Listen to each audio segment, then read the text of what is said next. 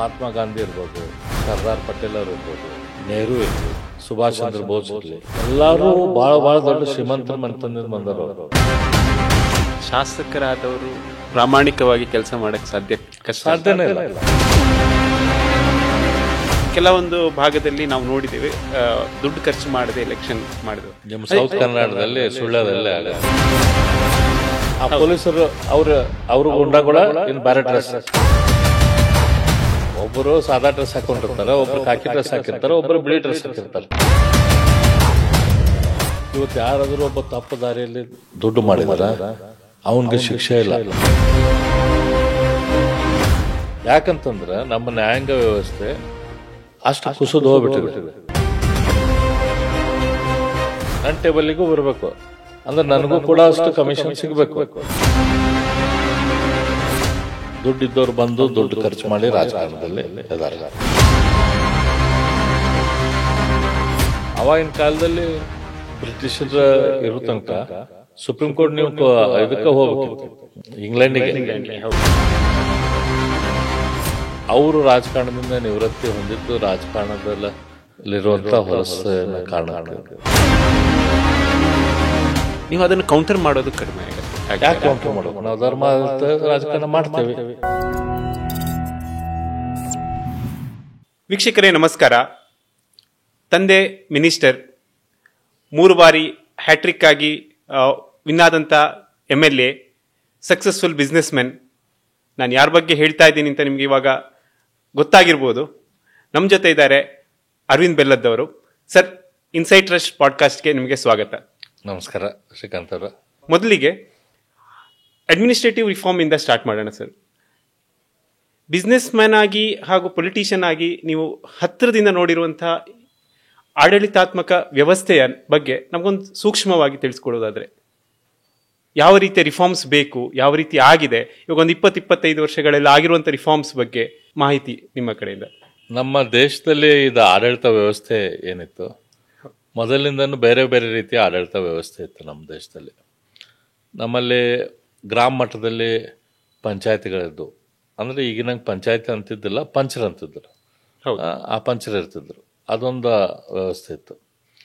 ಅದ ನಂತರ ನಮ್ಮ ವಿವಿಧ ಸಮಾಜಗಳಲ್ಲಿ ವಿವಿಧ ಜಾತಿಗಳಲ್ಲಿ ಅಲ್ಲೇ ಜಾತಿಯ ಹಿರಿಯರು ಇರ್ತಿದ್ರು, ಅವ್ರದ್ದೊಂದು ವ್ಯವಸ್ಥೆ ಇರ್ತಿತ್ತು. ಅದಕ್ಕೆಲ್ಲ ಮೇಲೆ ಮತ್ತು ಅಲ್ಲಿರುವಂಥ ದೇಸಾಯರಾಗಲಿ ಪಾಟೀಲ್ರಾಗಲಿ ಆ type next level of resolution mechanism ಇರ್ತಿತ್ತು. ಆ ರೆಸೊಲ್ಯೂಷನ್ ಮೆಕ್ಯಾನಿಸಮ್ ಥ್ರೂ ಅವಾಗ ಶಾಂತತೆಯಿಂದ ಎಲ್ಲ ಕೆಲಸ ನಡೆಯುವಂಗೆ ಆಗ್ತಿತ್ತು. ಅದ ನಂತರ ಅದನ್ನು ದಾಟಿ ರಾಜರ ಗೀಜರ ಕಡೆ ಹೋಗೋದದ್ದು ಭಾಳ ಕಡಿಮೆ ಸಿಸ್ಟಮ್ ಇತ್ತು. ಆದರೂ ಕೂಡ ಅಲ್ಲಿ ರಾಜ್ಯದಲ್ಲಿ ಕೂಡ ಅದನ್ನು ಡಿಸ್ಪ್ಯೂಟ್ ರೆಸೊಲ್ಯೂಷನಿಗೆ, ಅಡ್ಮಿನಿಸ್ಟ್ರೇಷನಿಗೆ ಅದಕ್ಕೆ ಮಂತ್ರಿಗಳಾಗಲಿ ಅಥವಾ ಬೇರೆ ಬೇರೆ ರೀತಿ ಇದ್ದು. ಅದಾದ ನಂತರ ನಮ್ಮಲ್ಲಿ ಮೊಘಲ್ ಬಂತು. ಅವ್ರದ್ದೊಂದು ರೀತಿ ತಮ್ಮದೊಂದು ಇದೇ ರೀತಿನ ಹೆಚ್ಚು ಕಡಿಮೆನ ಅದರ ಆಡಳಿತ ಮಾಡೋರು ಅವಾಗ ನಮ್ಮ ದೇಶದವ್ರು ಇದ್ದಿಲ್ಲ, ಹೊರಗಿನ ದೇಶದವ್ರು ಬಂದರು. ಅವ್ರದ್ದೊಂದು ಹೆಚ್ಚು ಕಡಿಮೆ ಇದೇ ಸಿಸ್ಟಮ್ ಅಡಾಪ್ಟ್ ಮಾಡಿದರು. ಅದಾದಮೇಲೆ ಬ್ರಿಟಿಷ್ ಸಿಸ್ಟಮ್ ಬಂತು. ಬ್ರಿಟಿಷರಿಗೇನು ನಮ್ದು 1857 ಏನು ಮೊದಲೇ ಸ್ವಾತಂತ್ರ್ಯ ಸಂಗ್ರಾಮ ಆಯಿತು. ಅದಾದಮೇಲೆ ಅಲ್ಲಿ ತನಕ ಈಸ್ಟ್ ಇಂಡಿಯಾ ಕಂಪ್ನಿ ನಮ್ಮ ದೇಶದಲ್ಲಿ ವ್ಯಾಪಾರ ಮಾಡಲಿಕ್ಕೆ ಇತ್ತು. ಅವಾಗ ಅವರು ಇಲ್ಲ, ಈ ದೇಶ ನಾವು ಆಳ್ಬೇಕಂತಂದ್ರೆ ಇದಕ್ಕೆ ನಾವೊಂದು ಪ್ರಾಪರ್ ಸ್ಟ್ರಕ್ಚರ್ ಮಾಡಬೇಕು, ಇಲ್ಲಕ್ಕಂತಂದ್ರೆ ನಾವು ಈ ದೇಶ ಕಂಟ್ರೋಲ್ ಮಾಡೋಕ್ಕಾಗೋದಿಲ್ಲ ಅಂಥೇಳಿ ಅವರು ಈಸ್ಟ್ ಇಂಡಿಯಾ ಕಂಪ್ನಿ ಬಿಟ್ಟು ಅವಾಗ ಡೈರೆಕ್ಟ್ಲಿ ಬ್ರಿಟನ್ನಿನ ರಾಣಿ ಆಧಿಪತ್ಯಕ್ಕೆ ಬಂತು. ಅವಾಗ ಅವರು ಬೇರೆ ರೀತಿಯ ಅಡ್ಮಿನಿಸ್ಟ್ರೇಟಿವ್ ಸಿಸ್ಟಮ್ ತೊಗೊಂಬಂದರು. ಅವ್ರು ಬಂದಂಥ ಸಿಸ್ಟಮ್ ಏನಿತ್ತು ಅದು ನಮ್ಮ ಸಾಮಾನ್ಯ ಜನರಿಗೆ ಅನುಕೂಲ ಆಗಬಾರ್ದಂಥ ಸಿಸ್ಟಮ್. ಯಾಕಂದ್ರೆ ಈಗ ನಾವು ಅವ್ರಿಗೆ ಇಂಡಿಪೆಂಡೆನ್ಸ್ ಕೊಟ್ರಂತಂದ್ರೆ ಅವ್ರ ಕಡೆ ಹೋಗೋದು ಕಂಟ್ರೋಲ್ ಹೋಗುತ್ತಂತ. ಸೊ ಹಂಗಾಗಿ ಅವ್ರು ಬೇರೆ ಬೇರೆ ಅಡ್ಮಿನಿಸ್ಟ್ರೇಟಿವ್ ಮೆಥಡ್ಸ್ ತೊಗೊಂಬಂದ್ರು. ಅವರು ನಮ್ಮ ಭೂಮಿಯ ಪಹಣಿ ಕೊಡೋದರ ಇರಲಿ ಅಥವಾ ಅದ್ರ ಉಪಯೋಗ ಮಾಡ್ಕೊಳ್ಳೋ ಪದ್ಧತಿ ಇರಲಿ, ಎಲ್ಲದಕ್ಕೂ ಸತೆ ಸರ್ಕಾರಕ್ಕೆ ಹೋಗುವಂಥ ಪದ್ಧತಿ ತೊಗೊಂಬಂದ್ರು. ನಮ್ಮ ನ್ಯಾಯಾಂಗ ವ್ಯವಸ್ಥೆಯನ್ನು ಕೂಡ ಅವರು ನಮ್ಮದು ಕುಟುಂಬ, ನಮ್ಮ ಸಮಾಜದ ವ್ಯವಸ್ಥೆಯನ್ನು ಹಾಳು ಮಾಡಿದ್ರು. ಮೊದಲು ನಮ್ಮ ಸಮಾಜದ ವ್ಯವಸ್ಥೆ ಮಾಡಿ ನಮ್ಮ ಸಮಾಜದಾಗ ಅಲ್ಲೇನು ನ್ಯಾಯ ಬಗೆಹರಿತಿತ್ತು ಅದನ್ನು ಮುಗಿಸಿದ್ರು. ಹೌದು. ಅದಾದಮೇಲೆ ನಮ್ಮ ಪಂಚಾಯತ್ ವ್ಯವಸ್ಥೆಯನ್ನು ಮುಗಿಸಿದ್ರು. ಏನಂತ ಹೇಳಿದ್ರೆ ಸಿಸ್ಟಮ್ ಇಲ್ಲ, ಅದರಲ್ಲಿ ಮಾಡಿದ್ದ ಮಾನ್ಯತೆ ಇಲ್ಲ ಅಂತ, ಪಂಚಾಯತಿ ಒಳಗೆ ಮಾಡಿದ್ದು ಮಾನ್ಯತೆ ಇಲ್ಲ ಅಂತ. ಸೊ ಅದು ನಿಮ್ಮ ನ್ಯಾಯಾಂಗ ನಿಮ್ಗೆ ನ್ಯಾಯ ಸಿಗಬೇಕಂತಂದ್ರೆ ನೀವು ಕೋರ್ಟಿಗೆ ಬರಬೇಕು. ಆ ಕೋರ್ಟ್ದಲ್ಲಿ ಒಬ್ಬವನ ವಕೀಲ ಇರ್ತಾನೆ, ಅಲ್ಲಿ ಜಡ್ಜ್ ಇರ್ತಾನೆ. ಅವಂಗೆ ನಿಮ್ಮ ಊರಿನ ವ್ಯವಸ್ಥೆ ಗೊತ್ತಿಲ್ಲ, ನಿಮ್ಮ ಕುಟುಂಬದ ಸುತ್ತಮುತ್ತಲಿನ ವ್ಯವಸ್ಥೆ ಗೊತ್ತಿಲ್ಲ, ಅಲ್ಲಿ ಯಾರ್ದು ಸರಿ ತಪ್ಪು ಏನಂತೆ ಗೊತ್ತಿಲ್ಲ, ಅಲ್ಲಿ ಸಾಮಾಜಿಕ ಪದ್ಧತಿಗಳ ಬಗ್ಗೆ ಗೊತ್ತಿರೋದಿಲ್ಲ, ಅಲ್ಲಿ ಸಮಾಜದಲ್ಲಿರುವಂಥ ಅನಿಷ್ಟಗಳ ಬಗ್ಗೆ ಗೊತ್ತಿರೋದಿಲ್ಲ. ಅಂಥವ್ರಿಗೆ ಒಬ್ಬರಿಗೆ ಯಾರಿಗೋ ನಿಮಗೆ ಅವ್ರಿಗೆ ಸಂಬಂಧ ಇಲ್ದವ್ರಿಗೆ ಒಬ್ಬನ ಕಡೆ ಇಟ್ಟು ಸಂಬಂಧ ಇಲ್ದಂಥ ದುಡ್ಡು ಕೊಟ್ಟು ನಿಮ್ಮ ಪರವಾಗಿ ಮಾತಾಡುವಂಥವ್ರು, ಅಂಥವ್ರಿಗೆ ಹೈರ್ ಮಾಡಿ ನೀವು ನಿಮ್ಮ ನ್ಯಾಯ ವ್ಯವಸ್ಥೆಯನ್ನು ಚೇಂಜ್ ಮಾಡಿ, ಮೊದಲಿನ ನ್ಯಾಯ ವ್ಯವಸ್ಥೆಯನ್ನು ಹಾಳು ಮಾಡಿ ಅವ್ರ ಕಡೆ ಹೋಗುವಂಥ ನ್ಯಾಯ ವ್ಯವಸ್ಥೆ ಮಾಡಿದರು. ಅದರಲ್ಲಿ ಕೂಡ ಅದಕ್ಕೆ ಪೂರಕ ಆಗುವಂಗೆ, ಆ ನ್ಯಾಯ ವ್ಯವಸ್ಥೆಗೆ ಪೂರಕ ಆಗುವಂಗೆ ನಮ್ಮ ಲಾಸ್ ಎಷ್ಟು ಕಾಂಪ್ಲಿಕೇಟ್ ಮಾಡಿದ್ರಲ್ಲ, ಅದನ್ನು ಸಾಮಾನ್ಯ ಜನರ ಆ ಕಾನೂನುಗಳ ಮೂಲಕ ಕೆಲಸ ಮಾಡ್ಸೋಕ್ಕಾಗಿರಬಾರ್ದು. ಹಾಗಾಗಿ ನಮ್ಮ ಭಾರತೀಯರಾದವ್ರು ಯಾರಿಗೂ ಆ ಕಾನೂನಿನ ಉಪಯೋಗ ತೆಗೆದುಕೊಂಡು ಮುಂದೆ ಬರೋಕ್ಕಾಗ್ದಂಗೆ ಮಾಡಿಟ್ರು. ನಮ್ಮದು ಲ್ಯಾಂಡದ ಸಿಸ್ಟಮ್ ಇರಲಿ, ಅಥವಾ ಬಿಸ್ನೆಸ್ ಮಾಡೋ ಸಿಸ್ಟಮ್ ಇರಲಿ, ನಮ್ಮ ಬ್ಯಾಂಕಿಂಗ್ ಸಿಸ್ಟಮ್ ಇರಲಿ, ಟೋಟಲ್ ಅಡ್ಮಿನಿಸ್ಟ್ರೇಟಿವ್ ಲಾ, ಎಲ್ಲದರಲ್ಲೂ ದೇ ಕಾಂಪ್ಲಿಕೇಟೆಡ್ ಇಟ್ ಪರ್ಪಸ್ಲಿ. ಆವಾಗಿನ ಕಾಲದಲ್ಲಿ ಬ್ರಿಟಿಷರ ಇರೋ ತನಕ ಸುಪ್ರೀಂ ಕೋರ್ಟ್ ನೀವು ಇದಕ್ಕೆ ಹೋಗ್ಬೇಕಿತ್ತು, ಇಂಗ್ಲೆಂಡಿಗೆ ಹೋಗಿ ಅಲ್ಲಿ ಕೇಸ್ ಜಗಳಾಡ್ಬೇಕು. ಸೊ ಅಲ್ಲಿ ಜಡ್ಜ್ಗಳೆಲ್ಲರೂ ಇಂಗ್ಲೀಷರು. ಅಲ್ಲೇ ಜಗಳಾಡಕ್ಕೆ ಹೋಗೋರು ಯಾರು ಅಲ್ಲಿ ತನಕ, ಇಂಗ್ಲೆಂಡ್ ತನಕ ಅಥವಾ ಸುಪ್ರೀಂ ಕೋರ್ಟ್ ತನಕ. ಇಲ್ಲಿರುವಂಥ ಭಾರತದಲ್ಲಿರುವಂಥ ದೊಡ್ಡ ಲ್ಯಾಂಡ್ ಹೋಲ್ಡರ್ಸ್ ಅಥವಾ ರಾಜರು ಇವರದು, ಅವ್ರು ಅಲ್ಲಿ ಹೋಗಿ ಬ್ರಿಟಿಷರ ಕಡೆ ಹೋಗಿ ಅವ್ರ ಮರ್ಸಿಯೋಗ ಇರಬೇಕಾಗ್ತಿತ್ತು. ಹಾಗಾಗಿ ಆಟೋಮೆಟಿಕ್ಲಿ ಇಲ್ಲೇ ಅವರು ಬ್ರಿಟಿಷರಿಗೆ ಕೋಆಪ್ರೇಟ್ ಮಾಡಬೇಕಾಗಿತ್ತು ಇಂಡಿಯಾದಾಗ. ಈ ರೀತಿಯ ಒಂದು ವ್ಯವಸ್ಥೆಯನ್ನು ಬ್ರಿಟಿಷರು ತೊಗೊಂಬಂದರು. ನಮಗೆ ಸ್ವಾತಂತ್ರ್ಯ ಸಿಕ್ಕ ಮೇಲೆ ನಾವು ಅದ ವ್ಯವಸ್ಥೆಯನ್ನು ಅಡಾಪ್ಟ್ ಮಾಡ್ಕೊಂಡ್ವಿ, ಅದ ವ್ಯವಸ್ಥೆ ಹೋಗೋಣ ಮುಂದುವರೆದ್ವಿ, ಅದ ವ್ಯವಸ್ಥೆಯನ್ನು ಇನ್ನೂ ಕಾಂಪ್ಲಿಕೇಟ್ ಮಾಡಿದ್ವಿ. ಇವತ್ತು ನಮ್ದಿರುವಂಥ ಇದೇನು ಆಡಳಿತಾತ್ಮಕ ವ್ಯವಸ್ಥೆ ಏನಿದೆ ಅಲ್ಲ, ಅದು ಇದೆಲ್ಲ ಇತಿಹಾಸದ ಬಳುವಳಿಯಾಗಿ ಉಳಿದೈತೆ ಸರ್. ಅಂದರೆ ನಾವು ಇನ್ನೂ ಆ ಬ್ರಿಟಿಷ್ ಎರದಿಂದ ಸಂಪೂರ್ಣವಾಗಿ ಹೊರಗೆ ಬಂದಿಲ್ಲ. ಒಂದು 20 ವರ್ಷಗಳಲ್ಲಿ ಹಲವಾರು ಬದಲಾವಣೆ ಆಗಿದೆಯಾ ನಿಮ್ಮ ಪ್ರಕಾರ?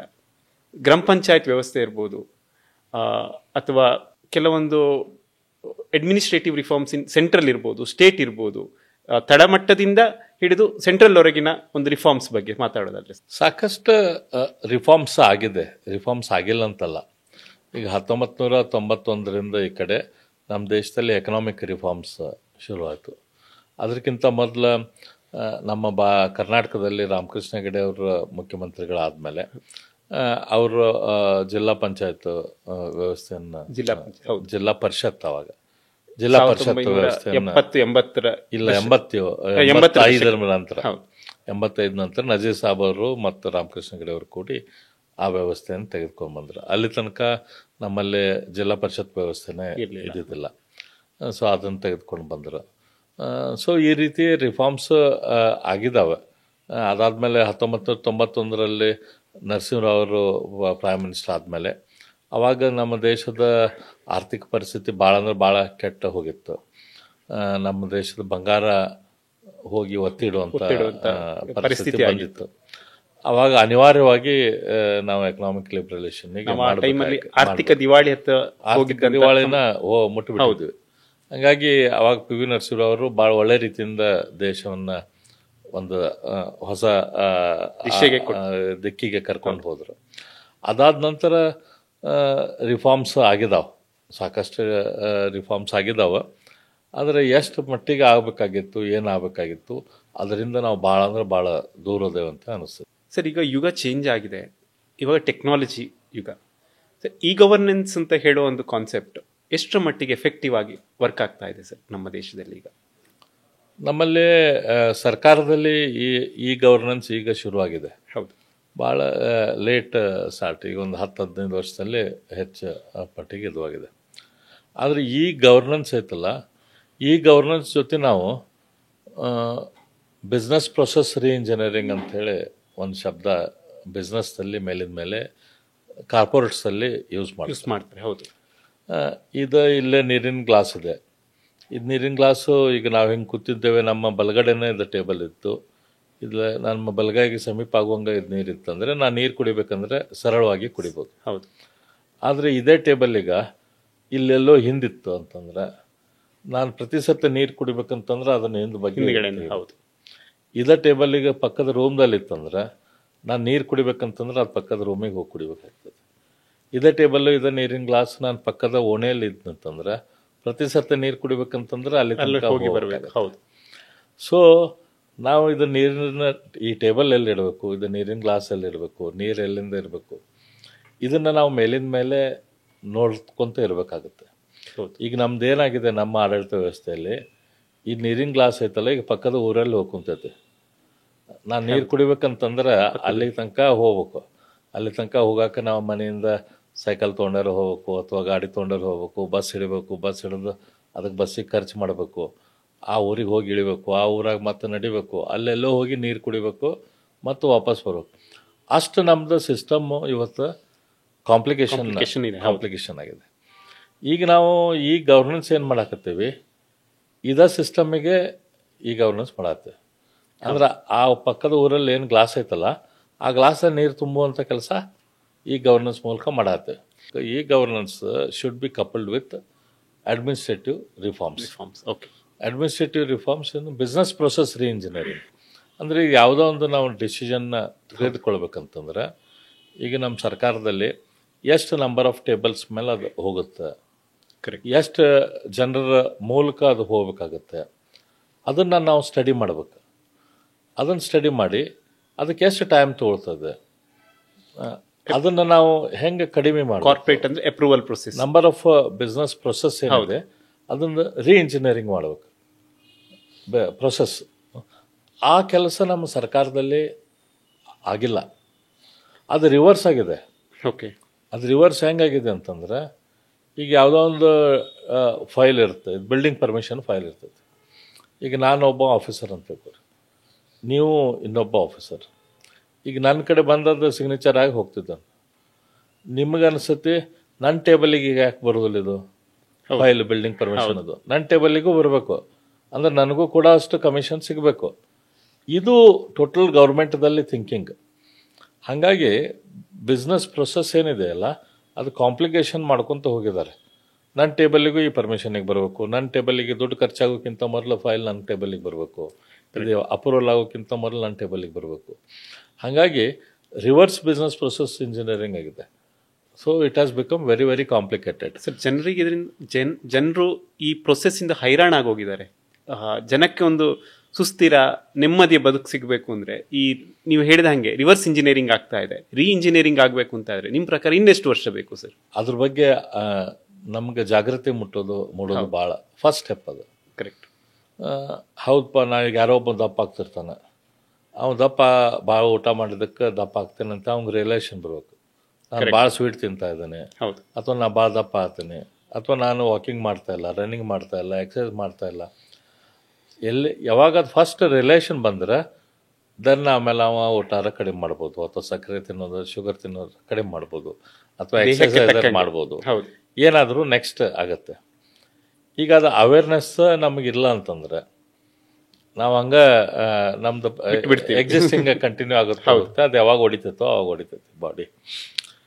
ಹಂಗೆ ಇವತ್ತೈತಲ್ಲ ನಮ್ಮ ದೇಶದಲ್ಲಿ ನಮಗೆ ಅದ್ರ ಬಗ್ಗೆ ಅವೇರ್ನೆಸ್ ಮೂಡುವಂಥದ್ದು ಅವಶ್ಯಕತೆ ಇದೆ. ನಮ್ಮಲ್ಲಿ ಐತಲ್ಲ ಇನ್ನೂ ಕೂಡ ನಮ್ಮ ದೇಶದಲ್ಲಿ ಏನು ತಪ್ಪಾಗ್ತಾ ಇದೆ, ಎಲ್ಲಿ ತಪ್ಪಾಗ್ತಾ ಇದೆ ಅನ್ನುವಂಥ ಅವೇರ್ನೆಸ್ ಪೂರ್ತಿ ಇಲ್ಲ. ನಮ್ಮಲ್ಲಿ ಏನ ಕಲ್ಪನೆ ಏನಿದೆ ಅಂತಂದ್ರೆ, ರಾಜಕಾರಣ ಮತ್ತು ರಾಜಕೀಯ ವ್ಯಕ್ತಿಗಳು ಈ ಎಲ್ಲದಕ್ಕೂ ಸೊಲ್ಯೂಷನ್ ಕೊಡ್ತಾರ ಅನ್ನುವಂಥ ಒಂದು ನಂಬಿಕೆ ನಮ್ಮಲ್ಲಿ ಇದೆ. ಸರ್, ಯಾಕೆ ನಂಬಿಕೆ ಇದೆ? ನನ್ನ ಪ್ರಕಾರ ಜನಪ್ರತಿನಿಧಿಗಳನ್ನು ಆಯ್ಕೆ ಮಾಡೋದೇ ನಮ್ಮ ಸಮಸ್ಯೆಗಳಿಗೆ ಸ್ಪಂದಿಸ್ತಾರೆ ಅಂತ ಹೇಳೋ ಒಂದು ವಿಷಯಕ್ಕೆ. ಯಾರೂ ಐತಲ್ಲ ಅಸೆಂಬ್ಲಿ ಹೋಗಿ ಪಾರ್ಲಿಮೆಂಟ್ದಾಗ ನಮ್ಮನ್ನ ಹೋಗಿ ರೆಪ್ರೆಸೆಂಟ್ ಮಾಡ್ರಿ ಅಂತೇಳಿ ಜನಪ್ರತಿನಿಧಿಗಳನ್ನ ಎಲೆಕ್ಟ್ ಮಾಡೋದಿಲ್ಲ. ನಮ್ಮ ಸಮಸ್ಯೆಗಳಿಗೆ ಇವ್ರು ಸೊಲ್ಯೂಷನ್ ಕೊಡ್ತಾರೆ. ನಮ್ಮ ಸಮಸ್ಯೆಗಳು ಖಂಡಿತವಾಗಿ. ಆದ್ರೆ ಆ್ಯಕ್ಚುಲಿ ನೀವು ನೋಡ್ರಿ, ಈಗ ಸಮಸ್ಯೆಗಳೇನಿರ್ತಾವೆ ಜನರಿಗೆ, ನೀರಿನ ಸಮಸ್ಯೆ ಇರ್ತೈತಿ, ಹೌದು, ವಿದ್ಯುತ್ತಿನ ಸಮಸ್ಯೆ ಇರ್ತೈತಿ, ಹೌದು, ರಸ್ತೆ ಸಮಸ್ಯೆ ಇರ್ತೈತಿ, ನೀರಾವರಿ ಸಮಸ್ಯೆ ಇರ್ತೈತಿ, ರೈತರಿಗೆ ಗೊಬ್ಬರದ ಸಮಸ್ಯೆ ಇರ್ತೈತಿ, ಬೀಜದ ಸಮಸ್ಯೆ ಇರ್ತೈತಿ, ವ್ಯಾಪಾರ ಮಾಡ್ಬೇಕನ್ನೋರಿಗೆ ಅದು ಅಡ್ಮಿನಿಸ್ಟ್ರೇಟಿವ್ ವಾತಾವರಣ ಏನು ಬೇಕೋ ಅದು ಆ ಸಮಸ್ಯೆ ಇರ್ತೈತಿ, ಇಂಡಸ್ಟ್ರಿ ಮಾಡ್ಬೇಕನ್ನೋರಿಗೆ ಇಂಡಸ್ಟ್ರಿ. ಇದೆಲ್ಲ ಮಾಡ್ಬೇಕಾದವ್ರು ಯಾರು ಆ್ಯಕ್ಚುಲಿ? ಇವತ್ತು ನೀರು ಕೊಡಬೇಕಿತ್ತಂದ್ರೆ ನೀರು ಕೊಡಬೇಕಾದವ್ರು ಯಾರು? ನೀರಿನ ಮಂಡಳಿ, ಹೌದು, ವಾಟರ್ ಬೋರ್ಡ್ ಅಂತ. ಎಲೆಕ್ಟ್ರಿಸಿಟಿ ಕೊಡಬೇಕಾದವ್ರು ಯಾರು? Electricity department. ಶಿಕ್ಷಣ ಕೊಡಬೇಕಾದವ್ರು ಯಾರು? ಶಿಕ್ಷಣ ಇಲಾಖೆ. ಇದೆಲ್ಲ ಮಾಡಬೇಕಾದವರು ಕಾರ್ಯಾಂಗದ ವ್ಯವಸ್ಥೆ ಇದು. ಹೌದು, ಇದು ಕಾರ್ಯಾಂಗದವ್ರು. ಹೌದು. ಈ ಕಾರ್ಯಾಂಗದವ್ರು ತಮ್ಮ ಕೆಲಸ ಕಾರ್ಯಾಂಗದವ್ರು ಮಾಡಿದ್ರೆ ರಾಜಕಾರಣಿಗಳಿಗೆ ಕಡೆ ಬರುವಂಥದ್ದು ಅವಶ್ಯಕತೆ ಇರೋದಿಲ್ಲ. ನಮ್ಮ ದೇಶದಲ್ಲಿ ನಮ್ದು ಸಿಸ್ಟಮ್ ಏನೈತಿ, ಸಂವಿಧಾನದ ಪ್ರಕಾರ ನಮ್ಮ ಸಂವಿಧಾನ 3 ಕಂಬಗಳ ಮೇಲೆ ನಿಂತಿದೆ. ಕಾರ್ಯಾಂಗ, ನ್ಯಾಯಾಂಗ, ನ್ಯಾಯಾಂಗ, ಶಾಸಕಾಂಗ. ಶಾಸಕಾಂಗ ನಾವು ಕರೆಯೋದು ಸತೆ ಇದ ಸೀರೀಸ್ದಾಗ ಕರಿತೇವೆ. ನೀವೇನು ಹೇಳಿದ್ರಲ್ಲ, ಈಗ ಫಸ್ಟ್ ಕಾರ್ಯಾಂಗ, ಅದಾದ್ಮೇಲೆ ನ್ಯಾಯಾಂಗ, ಶಾಸಕಾಂಗ. ಯಾಕಂದ್ರೆ ಶಾಸಕಾಂಗ ನಮ್ಮಲ್ಲಿ ಬಂದಿದ್ದು ಲೇಟ್, 1951 ನಂತರ ನಮ್ಮಲ್ಲಿ ಶಾಸಕಾಂಗ ಬಂತು. ಹೌದು, ಅಲ್ಲಿ ತನಕ ನಮ್ಮಲ್ಲಿ ಬರೀ ಕಾರ್ಯಾಂಗ ನ್ಯಾಯಾಂಗ ಅಷ್ಟೇ ಇತ್ತು ನಮ್ಮ ದೇಶದಲ್ಲಿ. ಓಕೆ, ಬ್ರಿಟಿಷರು ಒಂದು ಕೋರ್ಟ್ ಮಾಡಿದ್ರು, ಅವ್ರದ್ದು ಅಡ್ಮಿನಿಸ್ಟ್ರೇಟಿವ್ ಆಫೀಸರ್ಸ್ ಇರ್ತಿದ್ರು. ನಮ್ಮಲ್ಲಿ ಶಾಸಕಾಂಗ ಅನ್ನೋದು ಅದಕ್ಕಿಂತ ಮೊದಲು ಇರಲಿಲ್ಲ, ನಾಶವಾಗಿ ಹೋಗಿತ್ತು ನಮ್ದು ಇದ್ದಿದ್ದು. ಈ ಕಾರ್ಯಾಂಗ ಏನೈತಿ, ರಸ್ತೆ ಮಾಡೋದು, ನೀರು ಕೊಡೋದು, ನೀರಾವರಿ ಮಾಡೋದು, ಶಿಕ್ಷಣ ಕೊಡೋದು, ವೈದ್ಯಕೀಯ ವ್ಯವಸ್ಥೆ ಕೊಡೋದು, ಇದೆಲ್ಲದು ಕಂಪ್ಲೀಟ್ಲಿ ಯಾವಾಗ ಕೆಲಸ ಮಾಡೋದು ಕಡಿಮೆ ಮಾಡ್ತೈತಿ ಅಥವಾ ಇದರಿಂದ ಜನರಿಗೆ ಬೇಕಾದಂಥ ವ್ಯವಸ್ಥೆಗೆ ಸಿಗ್ತಾ ಇಲ್ಲ, ಅವಾಗ ನಮ್ಮಲ್ಲಿ ಏನು ಪದ್ಧತಿ ಏನೈತಿ, ನ್ಯಾಯಾಂಗಕ್ಕೆ ಹೋಗ್ಬೇಕು. ಹೌದು. ಇವತ್ತು ಒಂದು ಸಿಂಪಲ್ ಉದಾಹರಣೆ ನಿಮ್ಗೆ ಹೇಳ್ತೇನೆ. ಇನ್ನೊಂದು, ನೀವಿಲ್ಲೇ ಒಂದೇನೋ ಮನೆ ಕಟ್ಟಿಸ್ಬೇಕಂತ ಮಾಡಿರಿ ಹಳ್ಳಿಯಲ್ಲಿ, ಅಥವಾ ನಿಮ್ಮ ಊರಲ್ಲಿ ಯಾರಾದರೂ ಮನೆ ಕಟ್ಟಿಸ್ಬೇಕಂದ್ರೆ ಪರ್ಮಿಷನ್ನಿಗೆ ಹೋಗ್ಬೇಕು. ಆ ಪರ್ಮಿಷನ್ ಹೋದ ಕೂಡಲೇ ಅವೇನು ಮಾಡ್ತಾನೆ, ಅಲ್ಲಿರುವಂಥ ಕ್ಲರ್ಕ್ ಆಗಲಿ ಆಫೀಸರ್ ಆಗಲಿ ದುಡ್ಡು ಕೇಳ್ತಾನೆ ಜನರಲ್ಲಿ. ಹೌದು. ಅವ್ರೈತೆಲ್ಲ ದುಡ್ಡು ಕೊಡಬೇಕು ಒಂದು. ಹೌದು. ಇಲ್ಲ ಅಂತಂದ್ರೆ ಏನು ಮಾಡ್ತಾರೆ, ಈಗ ಯಾರಾದ್ರಲ್ಲಿ ಪುಡಾರಿ ಕಡೆ ಹೋಗ್ತಾರೆ, ರಾಜಕಾರಣಿಗಳ ಕಡೆ ಅಥವಾ ತಮ್ಮ ಪರಿಚಯ ಇದ್ದವ್ರ ಕಡೆ ಹೋಗಿ ಆ ಅಧಿಕಾರಿಗೆ ಅಥವಾ ಇವಂಗೆ ಸಂಬಂಧಪಟ್ಟ ಇಲಾಖೆಯವ್ರಿಗೆ ಹೇಳಿಸ್ತಾರೆ. ಹೌದು. ಅವಾಗ 10,000 ರೂಪಾಯಿ ತಗೊಳ್ಳೋ ಬದಲು 8,000 ರೂಪಾಯಿ ಕೆಲಸ ಮಾಡ್ತಾನೆ. ಯಾವುದೋ ಒಂದು ದೊಡ್ಡದು ಇಂಡಸ್ಟ್ರಿ ರಿಲೇಟೆಡ್ ಇತ್ತಂದ್ರೆ 1 ಕೋಟಿ ರೂಪಾಯಿ ಕೊಟ್ಟು ಪರ್ಮಿಷನ್ ತೊಗೊಳ್ಳೋ ಬದಲು 90 ಲಕ್ಷ ರೂಪಾಯಿಗೆ 80 ಲಕ್ಷ ರೂಪಾಯಿ ಪರ್ಮಿಷನ್ ಕೊಟ್ಟು ಮಾಡ್ತಾನೆ. ಅಂದ್ರೆ ತಂದ ರೇಟ್ ಸ್ವಲ್ಪ ಕಡಿಮೆ ಮಾಡ್ಕೋಬೋದು. ಇಲ್ಲ ಅಂತಂದ್ರೆ ಯಾವ್ರ ಕಡೆಯಿಂದ ಯಾಕೆ ಹೇಳಿಸಿ ನಿಂಗೆ 100 ರೂಪಾಯಿ ಅಲ್ಲ 110 ರೂಪಾಯಿ ನನಗೆ ಕೊಡು ಅಂತ ಹೇಳೋ ಚಾನ್ಸ್ ಇರುತ್ತೆ. ಆದರೆ ಯಾರ ತಲೆಯಲ್ಲೇನೂ ಬರಲ್ಲ, ಈ ನನಗೊಂದು ನಂದು ಲೀಗಲಿ ಪರ್ಮಿಷನ್ ಕೊಡೋ ಬದಲು ಇವ ದುಡ್ಡು ಕೇಳ್ತಿದ್ದಾನೆ, ಇವ ನನಗೆ ಪರ್ಮಿಷನ್ ಕೊಡಲಿಲ್ಲ ಅಂತಂದ್ರೆ ನಾ ಕೋರ್ಟಿಗೆ ಹೋಗಿ ಕರೆಕ್ಷನ್ ಆರ್ಡ್ರ್ ಮಾಡ್ತೀನಿ ಅನ್ನೋದು ಯಾರ ತಲೆಯಲ್ಲಿ ಬರಲ್ಲ. ಯಾಕಂತಂದ್ರೆ ನಮ್ಮ ನ್ಯಾಯಾಂಗ ವ್ಯವಸ್ಥೆ ಅಷ್ಟು ಕುಸಿದು ಹೋಗ್ಬಿಟ್ಟಿದೆ. ಹಾಗಾಗಿ ಏನಾಗುತ್ತೆ, ಈ ನ್ಯಾಯಾಂಗದ ಕೆಲಸ ಕಾರ್ಯಾಂಗದವ್ರು ಮಾಡಿರೋಂಥ ಎರಡೂ ಕೆಲಸ ಶಾಸಕಾಂಗದವ್ರಿಗೆ ಬಂದೈತೆ. ಅದು ರಾಜಕಾರಣಿಗಳದ್ದು ಯಾವುದೂ ಕೆಲಸ ಅಲ್ಲ. ರಸ್ತೆ ಕೊಡೋದು ಅವ್ರದ್ದು ಕೆಲಸ ಅಲ್ಲ, ನೀರು ಕೊಡೋದು ಅವ್ರದ್ದು ಕೆಲಸ ಅಲ್ಲ, ಒಳ್ಳೆ ರೀತಿಯಿಂದ ಶಾಲೆ ನಡೆಸೋದು ಅವ್ರದ್ದು ಕೆಲಸ ಅಲ್ಲ, ಒಳ್ಳೆ ರೀತಿಯಿಂದ ಹಾಸ್ಪಿಟ್ಲ್ ಕೊಡೋದು ಅವ್ರದ್ದು ಕೆಲಸ ಅಲ್ಲ. ರಾಜಕಾರಣಿಗಳ ಕೆಲಸ, ನಮ್ಮ ಶಾಸಕಾಂಗದ ಕೆಲಸ ಆ್ಯಕ್ಚುಲಿ ನಮ್ಮ ಸಂವಿಧಾನದ ಪ್ರಕಾರ ಕೇವಲ ಕಾನೂನು ಮಾಡೋದು ಮಾತ್ರ. ಪಾಲಿಸಿ ಮಾಡೋದು ಪಾಲಿಸಿ ಮೇಕಿಂಗ್ ಅಷ್ಟೇ ನಮ್ಮ ಕೆಲಸ. ಇದನ್ನೆಲ್ಲ ಕಾರ್ಯಾಂಗ ಮಾಡಬೇಕು. ಕಾರ್ಯಾಂಗ ಕೆಲಸ ಮಾಡಲಿಲ್ಲ ಅಂತಂದ್ರೆ ಅದನ್ನು ವೆರಿಫೈ ಶಾಸಕಾಂಗ ಮಾಡಿ ಅವ್ರಿಗೆ ತಪ್ಪು ಮಾಡಿದವ್ರಿಗೆ ಪನಿಷ್ಮೆಂಟ್ ಕೊಡಬೇಕು. ಕರೆಕ್ಟ್. ಆದರೆ ಇನ್ಎಫಿಷಿಯನ್ಸಿ ಆಫ್ ಕಾರ್ಯಾಂಗ ಎಕ್ಸಿಕ್ಯೂಟಿವ್ ಅಂದರೆ ಕಾರ್ಯಾಂಗ ಕೆಲಸ ಮಾಡಲಿಲ್ಲದ್ದು, ಅದ್ರ ಜೊತೆ ನಮ್ಮ ಕಂಪ್ಲೀಟ್ ಫೇಲ್ಯೂರ್ ಆಫ್ ಜುಡಿಷರಿ, ನಮ್ಮ ಕಾನೂನು ವ್ಯವಸ್ಥೆ ಏನೈತಲ್ಲ ಕಂಪ್ಲೀಟ್ ಫೇಲ್ ಆಯ್ತದ. ಅದು ನನಗೆ ನಿಮಗೇನೋ ಒಂದು ಜಗಳ ಇತ್ತು ಅಂತ ತಿಳ್ಕೊರಿ, ನೀವು ಸರಿ ಇದ್ರಿ, ನಾ ತಪ್ಪಿದ್ದೆ, ನಾನು ನಿಮ್ಗೇನು ಹೇಳ್ತೇನೆ, ಕೋರ್ಟಿಗೆ ಹೋಗಿ ಅಂತ ಹೇಳ್ತೇನೆ. ಹೌದು. ಯಾಕಂದ್ರೆ ನನಗೆ ನಮ್ಮ ಕಾನೂನಿನ ವ್ಯವಸ್ಥೆ ಮೇಲೆ ಇಷ್ಟು ಭರವಸೆ ಅಂದ್ರೆ ನೀವು ನಾನು ಜೀವಂತ ಇರೋ ತನಕ ನಿಮಗೆ ನ್ಯಾಯ ಸಿಗಲ್ಲ ಅಂತ ನಾನು ಹೆಂಗ ಹೋಗ್ಬೋದು ಅಂತೇಳಿ ನನಗೆ ಗ್ಯಾರಂಟಿ. ಹೌದು. ಈಗ ನಾವು ನೋಡ್ತಾ ಇರ್ಬೇಕಾದ್ರೆ ಎಷ್ಟೋ ಲಕ್ಷ ಕೇಸುಗಳು ಪೆಂಡಿಂಗ್ ಇದೆ, ಎಷ್ಟೋ ವರ್ಷಗಳಿಂದ ಪೆಂಡಿಂಗ್ ಇದೆ, ಯಾವುದಕ್ಕೂ ಒಂದು ಜಜ್ಮೆಂಟ್ ಬರ್ತಾ ಇಲ್ಲ. ಅದು ಲೋವರ್ ಸೆಷನ್ ಕೋರ್ಟಿಂದ ಸುಪ್ರೀಂ ಕೋರ್ಟ್ ವರೆಗೆ ಹೋಗಿ ಒಂದು ಜಜ್ಮೆಂಟ್ ತಗೊಂಡು ಬರಬೇಕು ಅಂದರೆ ಅವನ ಆಯುಷ್ಯ ಮುಗ್ದು ಹೋಗುತ್ತೆ ಅಂತ ಹೇಳೋ ಪರಿಸ್ಥಿತಿ ಇದೆ. ಸರ್, ನಾವು ಈ ನ್ಯಾಯಾಂಗ ವ್ಯವಸ್ಥೆ ಬಗ್ಗೆ ಮಾತಾಡೋಕ್ಕೆ ಸ್ಟಾರ್ಟ್ ಮಾಡಿದ್ರೆ ಅದೇ ದೊಡ್ಡ ವಿಷಯ ಆಗುತ್ತೆ. ಸೊ ಸರ್, ನಾನು coming back to the topic administrative reforms. Sir, 2005ನೇ ಇಸ್ವಿನಲ್ಲಿ ಅಡ್ಮಿನಿಸ್ಟ್ರೇಟಿವ್ ರಿಫಾರ್ಮ್ ಕಮಿಷನ್ ಕೆಲವು ಸಜೆಷನ್ಸ್ ಮಾಡಿತ್ತು. ಅದು ರಿಲೆವೆಂಟ್ ಇನ್ನೂ ಇದೆ, ಬಟ್ ಅದು ಆಗ್ತಾ ಇಲ್ಲ. ಅದು ನಿಮ್ಗೆ ಹೆಂಗೆ ಅನಿಸ್ತಾ ಇದೆ ಸರ್? ನೋಡ್ರಿ, ನಾನು ಇದು ಅಡ್ಮಿನಿಸ್ಟ್ರೇಟಿವ್ ರಿಫಾರ್ಮ್ಸ್ ಕಮಿಷನ್ ರಿಪೋರ್ಟ್ಸ್ ಓದಿದ್ದೇನೆ. ಬೇರೆ ಬೇರೆ ಅಡ್ಮಿನಿಸ್ಟ್ರೇಟಿವ್ ರಿಫಾರ್ಮ್ಸ್ ಕಮಿಷನ್ ಇದು 2005ರಿಂದ 2009 ಮಾಡಿರೋದು. ನಮ್ಮಲ್ಲೇನು ಕೂಡ ವೀರಪ್ಪ ಮೊಯ್ಲಿಯವ್ರ ಅಡ್ಮಿನಿಸ್ಟ್ರೇಟಿವ್ ರಿಫಾರ್ಮ್ಸ್ ಪುಸ್ತಕ ತೊಗೊಂಡು 58 ಪುಸ್ತಕ ಹೌದು ತೊಗೊಂಬಂದಿದ್ದಾರೆ ಅವರು. ನಾನು 58 ಪುಸ್ತಕ ಓದಿದ್ದೇನೆ. ಓಕೆ. ಅವು ಬೇರೆ ಬೇರೆ ರಿಫಾರ್ಮ್ಸ್, ಬೇರೆ ಬೇರೆ ಒಂದೊಂದು ಸಬ್ಜೆಕ್ಟ್ ಮೇಲೆ ಒಂದೊಂದು ಪುಸ್ತಕ ಐತೆ ಅವ್ರದ್ದು. ಅದನ್ನು ರಿಫಾರ್ಮ್ಸ್ ನಮ್ದು ಸ್ಟೇಟ್ ಲೆಜಿಸ್ಲೇಟಿವ್ ಅಸೆಂಬ್ಲಿ ಲೈಬ್ರರಿಯಿಂದ ತರಿಸಿ ನಾವು ಪುಸ್ತಕ ಓದಿದ್ದೇನೆ. ಈ ರಿಫಾರ್ಮ್ಸ್ದಲ್ಲಿ ನಾವು ಫಂಡಮೆಂಟ್ಲಿ ಇದೇನು ನಾವು ಇನ್ನೂ ಭಾಳ ಮಾಡುವಂಥದ್ದು recommendation, broader recommendations are also very much important. ನಮ್ಮಲ್ಲಿ ಒಂದು ನಿಮ್ಗೆ ಉದಾಹರಣೆ ಹೇಳ್ತೇನೆ. ಬ್ಯಾಂಕಿಂಗ್ದಲ್ಲಿ 1995-96 ಮೊದಲು ನಮ್ಮ ದೇಶದಲ್ಲಿ ಬ್ಯಾಂಕಿಂಗ್ ವ್ಯವಸ್ಥೆಯಲ್ಲಿ ಈಗ ಯಾವುದೋ ಒಬ್ಬ ಸಣ್ಣ ವ್ಯಾಪಾರಸ್ಥಗೆ ಬ್ಯಾಂಕಿನಿಂದ ಲೋನ್ ಬೇಕಾಗಿತ್ತು ಅಂದ್ರೆ ಅವ ಬ್ರಾಂಚ್ ಮ್ಯಾನೇಜರ್ ಕಡೆ ಹೋಗ್ತಿದ್ದ. ಹೌದು. ಬ್ರಾಂಚ್ ಮ್ಯಾನೇಜರ್ ಹೋದಕ್ಕೂ ಬ್ರಾಂಚ್ ಮ್ಯಾನೇಜರ್ ಹೇಳ್ತಿದ್ರು, ನಿನ್ನ ಫೈನಾನ್ಷಿಯಲ್ ಡಾಕ್ಯುಮೆಂಟ್ಸ್, ನಿಮ್ಮದು ಪ್ರಾಫಿಟ್ ಆ್ಯಂಡ್ ಲಾಸ್ ಏನೈತಿ, ಬ್ಯಾಲೆನ್ಸ್ ಶೀಟ್ ಏನೈತಿ, ನಿಮ್ಮ ವ್ಯಾಪಾರದ ವಹಿವಾಟಿನ ದಾಖಲೆ ಪತ್ರ ನಮ್ಮಲ್ಲಿ ಸಾಲ ಕೊಡೋಕ್ಕೆ ಒಬ್ಬ ಆಫೀಸರ್ ಅದಲ್ಲ ಅವನ ಕಡೆ ಕೊಡ್ರಿ ಅಂತ ಹೇಳ್ತಿದ್ರು. ಅವನ ಕಡೆ ಕೊಡ್ತಿದ್ರು ಅವರು.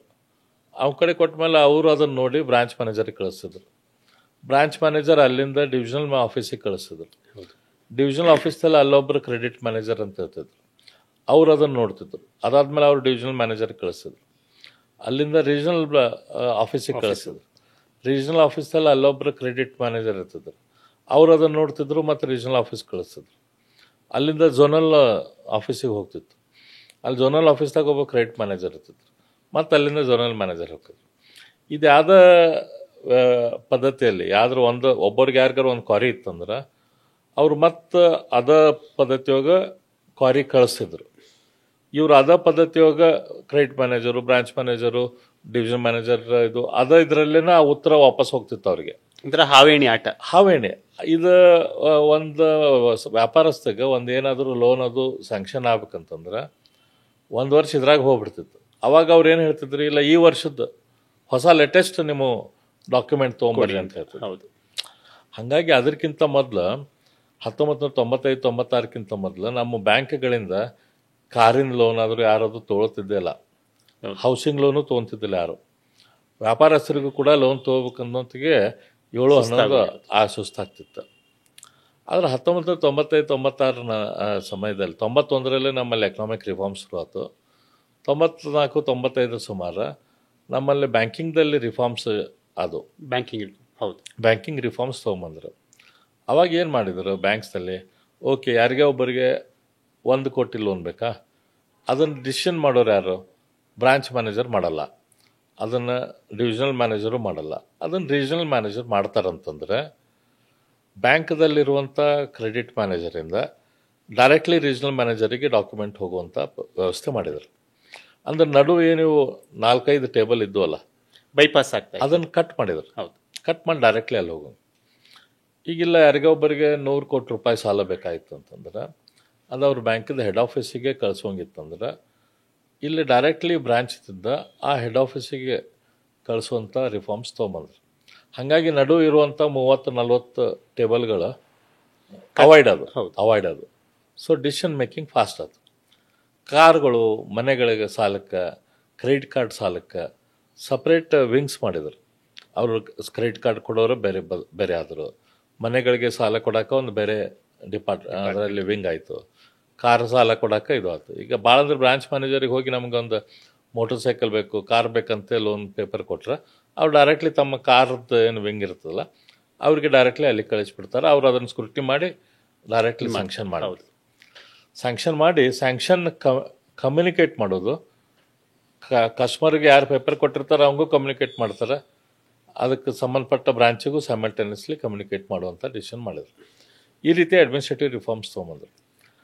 ಆ ರೀತಿ ಬ್ಯಾಂಕಿಂಗ್ದಲ್ಲಿ ನಮ್ದೇನು ಅಡ್ಮಿನಿಸ್ಟ್ರೇಟಿವ್ ರಿಫಾರ್ಮ್ಸ್ ಆದವು, ಕಂಪ್ಯೂಟರೇಷನ್ ಇರಲಿ ಅಥವಾ ಬಿಸ್ನೆಸ್ ಪ್ರೊಸೆಸ್ ಇಂಜಿನಿಯರಿಂಗ್ ಆಗಲಿ, ಅದು ನಮ್ಮ ಸರ್ಕಾರದ ವ್ಯವಸ್ಥೆಯಲ್ಲಿ ಆಗಿಲ್ಲ. ನನ್ನ ನೆಕ್ಸ್ಟ್ ಕ್ವೆಶನ್ ಅದೇ ಇತ್ತು ಸರ್ ನಿಮಗೆ. ಆ್ಯಕ್ಚುಲಿ ಸರ್, ನೀವೀಗ ಬ್ಯಾಂಕಿಂಗ್ ಸೆಕ್ಟರ್ ಹೇಗೆ ರಿಫಾರ್ಮ್ ಆಯಿತು, ಅದರಿಂದ ಎಷ್ಟೊಂದು ಇಂಪ್ರೂವ್ ಆಯಿತು, ಬ್ಯಾಂಕಿಂಗ್ ಪ್ರೊಸೆಸ್ ಇಂಪ್ರೂವ್ ಆಯಿತು. ಜನಗಳಿಗೆ ಮುಂಚೆ ಪಾಸ್ಬುಕ್ ಇಟ್ಕೊಂಡು ಕ್ಯೂ ಅಲ್ಲಿ ನಿಲ್ಲಬೇಕಿತ್ತು, ತುಂಬ ತೊಂದರೆಗಳಾಗು. ಈಗ ATMs ಮಿಷಿನ್ ಬಂದ ಮೇಲೆ, ಆನ್ಲೈನ್ ಬ್ಯಾಂಕಿಂಗ್ ಆದಮೇಲೆ ಈಗ ಬ್ಯಾಂಕಿಗೆ ಹೋಗೋರ ಸಂಖ್ಯೆ ತುಂಬ ಕಡಿಮೆ ಆಗಿದೆ. ಅದೇ ರೀತಿ ಬ್ಯೂರೋಕ್ರಸಿ ಅಥವಾ ಬ್ಯೂರೋಕ್ರಾಟ್ಸ್, ಸೊ ರಿಫಾರ್ಮ್ಸ್ ಹೇಗೆ, ಈಗ IAS ಸ್ಟ್ರಕ್ಚರ್ ಇರ್ಬೋದು ಸರ್. ನಾವಿವಾಗ ಯಾವುದೇ ಒಂದು ವಲಯ ತಗೊಂಡ್ರು ಸ್ಪೆಸಿಫಿಕ್ ಆಗಿರುತ್ತೆ. ಈಗ IAS ಆ ಥರ ಇಲ್ಲ. ಸೊ ನನ್ನ ಕ್ವೆಶನ್, ಡೈರೆಕ್ಟ್ ಕ್ವೆಶನ್ ಏನಂದರೆ, IAS ಕೂಡ ಡೊಮೈನ್ ಸ್ಪೆಸಿಫಿಕ್ ಯಾಕೆ ಮಾಡಬಾರ್ದು, ಯಾಕೆ ಆಗ್ತಾ ಇಲ್ಲ?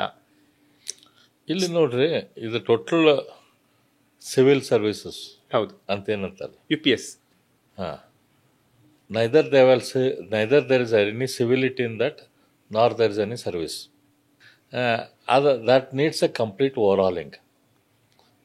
ಏನು ನಮ್ಮದು ಸಿವಿಲ್ ಅಲ್ಲೇನಿದೆ ಅಕೌಂಟಬಿಲಿಟಿ ಇಲ್ಲ ಸರ್. ಅದನ್ನು ಯಾರು ಮಾಡಬೇಕು ನೋಡ್ರಿ. ಇದು ಅದಕ್ಕೆ ನಾ ಹೇಳಿದೆ, ಇದು ರಾಜಕಾರಣದಿಂದನೇ ಎಲ್ಲ ವ್ಯವಸ್ಥೆ ಸುಧಾರಣೆ ಆಗ್ತದಂತೆ ನಮ್ಮಲ್ಲಿ ಏನು ಕಲ್ಪನೆ ಐತಿ, ಅದು ಸಾಧ್ಯ ಇಲ್ಲ. ನಮ್ಮಲ್ಲಿ ಐತಲ್ಲ, ಇದು 3 ಅಂಗಗಳು ನಮ್ಮದು ಸುಧಾರಣೆ ಆದಾಗ ನಮ್ಮ ದೇಶದಲ್ಲಿ ನಿಜವಾದ ಸುಧಾರಣೆಯನ್ನು ನಾವು ಕಾಣಕ್ಕೆ ಶುರು ಮಾಡ್ತೇವೆ. ಅಂದರೆ ಕೇವಲ ರಾಜಕಾರಣಿಗಳ ಸುಧಾರಿಸ್ಕೋಬೇಕು, ಅವರಿಂದನೇ ಅವ್ರು ಸುಧಾರಿಸ್ಕೊಂಡ್ಬಿಟ್ರೆ ದೇಶ ಸುಧಾರಿಸ್ತಂದ್ರೆ ಆಗೋದಿಲ್ಲ. ಯಾಕಂದ್ರೆ ಇವು ನಮ್ಮ ಇಂಡಿಪೆಂಡೆಂಟ್ ವಿಂಗ್ಗಳು. ಹೌದು, ಇವತ್ತೇನಿದೆ ಕಾರ್ಯಾಂಗ ಇದೆ ಅಲ್ಲ, ಹೌದು, ನಾವು ರಾಜಕಾರಣಿಗಳು ಭಾಳ ಅದಕ್ಕೆ ಸಾಮಾನ್ಯ ಜನರಿಗೆ ಏನು ಅನಿಸ್ತೈತಿ, ಏಲ್ಪ ಇವ್ರ ಕೆಳಗೆ ಎಲ್ಲ ಬರುತ್ತೆ ಅಂತ. ಹಂಗಿರಲ್ಲ.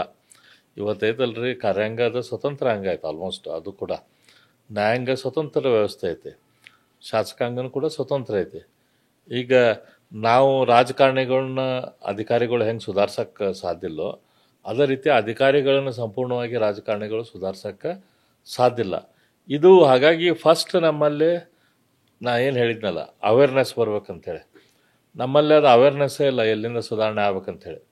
ನಾವು ಯಾವಾಗೈತಲ್ಲ ಇವ್ರನ್ನ we start holding them responsible. ಹೌದು, ಇವತ್ತು ನೀರು ಬರ್ಲಿಕ್ಕೆ ಯಾರು ರೆಸ್ಪಾನ್ಸಿಬಲ್ ಅವ್ರನ್ನ ಕೇಳ್ಬೇಕು. ಅಥವಾ ಇವತ್ತು ಜುಡಿಷರಿಯಲ್ಲಿ ನಮ್ದು ಕರೆಕ್ಟ್ ಡಿಸಿಷನ್ ಆಗತ್ತಿಲ್ಲ ಅಂತಂದ್ರೆ ನಾವೇನು ಅವ್ರನ್ನ ದೇವ್ರನ್ನಂತೆ ಟ್ರೀಟ್ ಮಾಡ್ತೇವೆ, ಅವ್ರ ಜಡ್ಜಸ್ಗಳನ್ನ. ಹೌದು, ಅದನ್ನು ನಾವು ಚೇಂಜ್ ಮಾಡಬೇಕು. ಅವ್ರ ಫೇಲ್ಯೂರೇ ಇವತ್ತು ನಮ್ಮ ದೇಶದಲ್ಲಿ ಮೇಜರ್ ಪ್ರಾಬ್ಲಮ್ಸ್ ಆಗಕ್ಕೆ ಕಾರಣ. ಇವತ್ತೈತಲ್ಲ, ಯಾರಿಗೆ ತಪ್ಪಾಗಲಿ ಮಾಡಿದವ್ರಿಗೆ ಪನಿಷ್ಮೆಂಟ್ ಇಲ್ಲಲ್ಲ, that is the biggest reason. Sir, ಇದನ್ನು ನಾವು ಈಗ ಶಾಸಕಾಂಗ ಇದರಲ್ಲಿ ಕಾನೂನುಗಳನ್ನು ಮಾಡೋದು ಶಾಸಕಾಂಗ ಅಲ್ಲ ಸರ್. ಈ ಥರದ ಕಾನೂನು ವ್ಯವಸ್ಥೆಗಳನ್ನು, ತಿದ್ದುಪಡಿಗಳನ್ನು ಶಾಸಕಾಂಗನೇ ಮಾಡಬೇಕು, ಕಾರ್ಯಾಂಗ ಅಥವಾ ನ್ಯಾಯಾಂಗ ಮಾಡೋಕ್ಕಾಗಲ್ಲ. ಸೊ ಈ ಥರ ಶಾಸಕಾಂಗ ಮಾಡುವಂಥ ತಿದ್ದುಪಡಿಗಳಿಗೆ ಅದನ್ನು ನಾವು ಸಂಸದರ ಹತ್ರ, ಶಾಸಕರ ಹತ್ರನೇ ಕೇಳಬೇಕಾಗತ್ತೆ. ಸೊ ಈ ಥರದ ತಿದ್ದುಪಡಿಗಳನ್ನು ನಾವಿನ್ನು ಎಷ್ಟು ವರ್ಷ ಬೇಕಾಗ್ಬೋದು, ಯಾವಾಗ ನೋಡ್ಬೋದು? ಇವಾಗ ನೀವು BJPಯ ಶಾಸಕರಿದ್ದೀರಾ, 11 ವರ್ಷ ಸೆಂಟ್ರಲ್ಲಿ ನಿಮ್ಮದೇ ಗೌರ್ಮೆಂಟ್ ಇದೆ. ನಾವು ಈ ಥರದ ಇನ್ನು ಎಷ್ಟು ಬದಲಾವಣೆಗಳಾಗಿದೆ, ಇನ್ನು ರಿಫಾರ್ಮ್ಸ್ ನಾವು ಮುಂದೆ ಯಾವುದು ನೋಡ್ಬೋದು, ಅಥವಾ ಇನ್ನೆಷ್ಟು ವರ್ಷ ಬೇಕು? ನೋಡ್ರಿ, ಇದು ಶಾಸಕಾಂಗದಲ್ಲಿ ಏನು ಕೆಲಸ ಇದೆಯಲ್ಲ, ಅದನ್ನು ನನಗನ್ಸಿ ಮಟ್ಟಿಗೆ ನಾನು ನಿಮ್ಗೊಂದು ಉದಾಹರಣೆ ಹೇಳ್ತೇನೆ. ನಮ್ಮ ದೇಶದಲ್ಲಿ ಬೇರೆ ಬೇರೆ ಅಂಗಗಳದ. ಹೌದು, ಇವತ್ತು ನಮ್ಮದು ಮಿಲ್ಟ್ರಿ ಇದೆ. ಮಿಲ್ಟ್ರಿ ತನ್ನ ಕೆಲಸ ಮಾಡೈತೇನಪ್ಪ ಅಂಥೇಳಿ ನೀವು ಸಾಮಾನ್ಯ ಜನರಲ್ಲಿ ಕೇಳ್ರಿ. ಮಿಲ್ಟ್ರಿದ ಕೆಲಸ ಏನು? ಬಾರ್ಡರ್ ನಮ್ಮ ರಕ್ಷಣೆ ಮಾಡೋದು, ವಿದೇಶಿ ಶಕ್ತಿಗಳಿಂದ ನಮ್ಮ ದೇಶವನ್ನು ರಕ್ಷಿಸೋದು. ಅದು ನಮ್ಮ ಸೈನ್ಯ ಮಾಡಿದೆಯಾ ಅಂತಂದ್ರೆ 195% ಮಾಡಿತ್ತು. ಎಲ್ಲೋ ಒಂದು ಕಡೆ ಸ್ವಲ್ಪ ಪ್ರಾಬ್ಲಮ್ ಆಗಿರ್ಬೇಕು, 195% ನೀವು ಮಾರ್ಕ್ಸ್ ಕೊಡ್ತೀರಿ. ನಮ್ಮಲ್ಲಿ ಚುನಾವಣಾ ಆಯೋಗ ಇದೆ. ಚುನಾವಣಾ ಆಯೋಗ ಕರೆಕ್ಟಾಗಿ ಎಲೆಕ್ಷನ್ ಕಂಡಕ್ಟ್ ಮಾಡ್ತೈತನಂತೆ ಪ್ರಶ್ನೆ ಕೇಳಿದರೆ 190% ಅವ್ರಿಗೂ ಮಾರ್ಕ್ಸ್. ಆದ್ರೂ ಚುನಾವಣಾ ಆಯೋಗದ ಬಗ್ಗೆ ಈಗ ಸಾಕಷ್ಟು ಎಲಿಗೇಷನ್ಸ್ ಕೂಡ ಬರ್ತಾ ಇದೆ. ನಾವು ಅದನ್ನು ಮತ್ತೆ ಮಾತಾಡೋಣ. ಎಲಿಗೇಷನ್ಸ್ ನಾವು ರಾಜಕಾರಣಿಗಳು ಮಾಡ್ತೀವಿ. ಅದ್ರ ಜನರಲಿ ನೀವು ಕಾಮನ್ ನೋಡ್ರಿ, ನೀವು ಓಟ್ ಹಾಕಕ್ ಹೋಗ್ತೀರಿ, ನಾವು ಓಟ್ ಹಾಕಕ್ ಹೋಗ್ತೀವಿ. ಅಲ್ಲೇನು ಪ್ರಾಬ್ಲಮ್ ಇರೋದಿಲ್ಲ. 190% ಚುನಾವಣಾ ಆಯೋಗ ಕೆಲಸ ಮಾಡ್ತಾರೆ. ಈಗ ನೀವು ಇಲ್ಲಿ ಬಂದಿರಿ, ನಿಮ್ಮ ಎಲ್ಲ ಜನ ಬಂದಾರ, ನಾನು ಇಲ್ಲಿದ್ದೆ. ನಾವು ಹೊರಗೂ ಜನ ರಸ್ತೆಯಲ್ಲಿ ಅಡ್ಡಾಡ್ತಾರೆ, ಜನ ಆರಾಮಾಗಿ ಅಡ್ಡಾಡ್ತಾರೆ. ದೇಶದಲ್ಲಿ ಹೆಚ್ಚು ಕಡಿಮೆ ಎಲ್ಲ ಕಡೆನೂ ಹೌದು. ನಾವು ರಸ್ತೆಯಲ್ಲಿ ಅಡ್ಡಾಡ್ಬೇಕಾದ್ರೆ ಕಿಸ್ತಲ್ಲಿ ಗನ್ ಇಟ್ಕೊಂಡು ಅಡ್ಡಾಡುವಂಥ ಪರಿಸ್ಥಿತಿ ಇಲ್ಲ. ಹೌದು. ಅಂದ್ರೆ law and order within country 170-80% ಸರಿ ಇದೆ. ಎಲ್ಲೋ ಒಂದು ಕಡೆ ವೆಸ್ಟ್ ಬೆಂಗಾಲ್ ಅಂತ ಏರಿಯಾದಲ್ಲಿ ಸಾಮಾನ್ಯ ಜನರಿಗೆ ತೊಂದರೆ ಇರುತ್ತೆ. ಅದರ್ವೈಸ್ ಸಾಮಾನ್ಯ ಜನರು ಆರಾಮಾಗಿ ಅಡ್ಡಾಡ್ಬೋದು. ಪೊಲೀಸರು ಇದನ್ನೇನು ನಮ್ದು ಇಲಾಖೆ ಇದೆ ಅಲ್ಲ, ಹೌದು, ಅದು ಕೂಡ ಲಾ ಆ್ಯಂಡ್ ಆರ್ಡರ್ ನೋಡೋದು, ಒಳಗಿಂದ ಇಂಟರ್ನಲ್ ನಮ್ಮ ದೇಶದ ಒಳಗಿನ ಕಾನೂನು ವ್ಯವಸ್ಥೆ ಮಾಡುವಂಥದ್ದು. ಅವ್ರು ಮಾಡ್ಯಾರನಂತಂದ್ರೆ ಅವ್ರು ತಮ್ಮದು ಕೆಲಸ ಬಿಟ್ಟು ಹೆಚ್ಚಿನ ಕೆಲಸ ಬೇರೆದ್ರಲ್ಲಿ ತಲೆ ಹಾಕ್ತಾರೆ ಪೊಲೀಸರು. ಹೌದು. ಆದ್ರೆ ಇದು ಬೇಸಿಕ್ ಲಾ ಆ್ಯಂಡ್ ಆರ್ಡರ್ ಪೊಲೀಸರು ಮೇಂಟೈನ್ ಮಾಡಿದ್ದಾರೆ. ನೀವು ಇವತ್ತು ಕಾರ್ಯಾಂಗದ ಬಗ್ಗೆ ವಿಚಾರ ಮಾಡಿದ್ರು. ನಮ್ಮಲ್ಲಿ ರಸ್ತೆ ಅದಾವನ, ನೀರು ಐತನ, ಎಲೆಕ್ಟ್ರಿಸಿಟಿ ಐತೆ. ನಮಗೆ ಬೇಕಾದಷ್ಟು ಒಳ್ಳೆ ಕ್ವಾಲಿಟಿ ರಸ್ತೆ ಇರಾಕಿಲ್ಲ, ಒಳ್ಳೆ ಕ್ವಾಲಿಟಿ ಕರೆಂಟ್ ಹೌದು. ಅಂದ್ರೂ ಕೂಡ ರಸ್ತೆ ಅದಾವು, ನೀರ್ ಐತಿ, ನೀರಾವರಿ ಐತಿ, ಕರೆಂಟ್ ಬರ್ತಾ ಇದೆ. 100ಕ್ಕೆ ಅವ್ರಿಗೂ ನೀವು 50% 60% ಕಾರ್ಯಾಂಗಕ್ಕೂ ಕೂಡ ಮಾರ್ಕ್ಸ್ ಕೊಡ್ಬೋದು. ಹೌದು. ಓಕೆ. ನಮ್ಮಲ್ಲಿ ಕಾನೂನುಗಳು ಅದಾವನಪ್ಪ ಅಂತ ನೀವು ಕೇಳ್ಕೊಂಡ್ರೆ, ಈಗ ನಾವು ನಮ್ಮ ನಡುವೆ ಇನ್ನೊಬ್ಬರ ನಡುವೆ ಏನಾರ ಡಿಸ್ಪ್ಯೂಟ್ ಬಂದ್ರೆ ಅದನ್ನ ರಿಸಾಲ್ವ್ ಮಾಡುವಂಥ ಕಾನೂನು ಇದೆಯೇನೋ? ಹೌದು.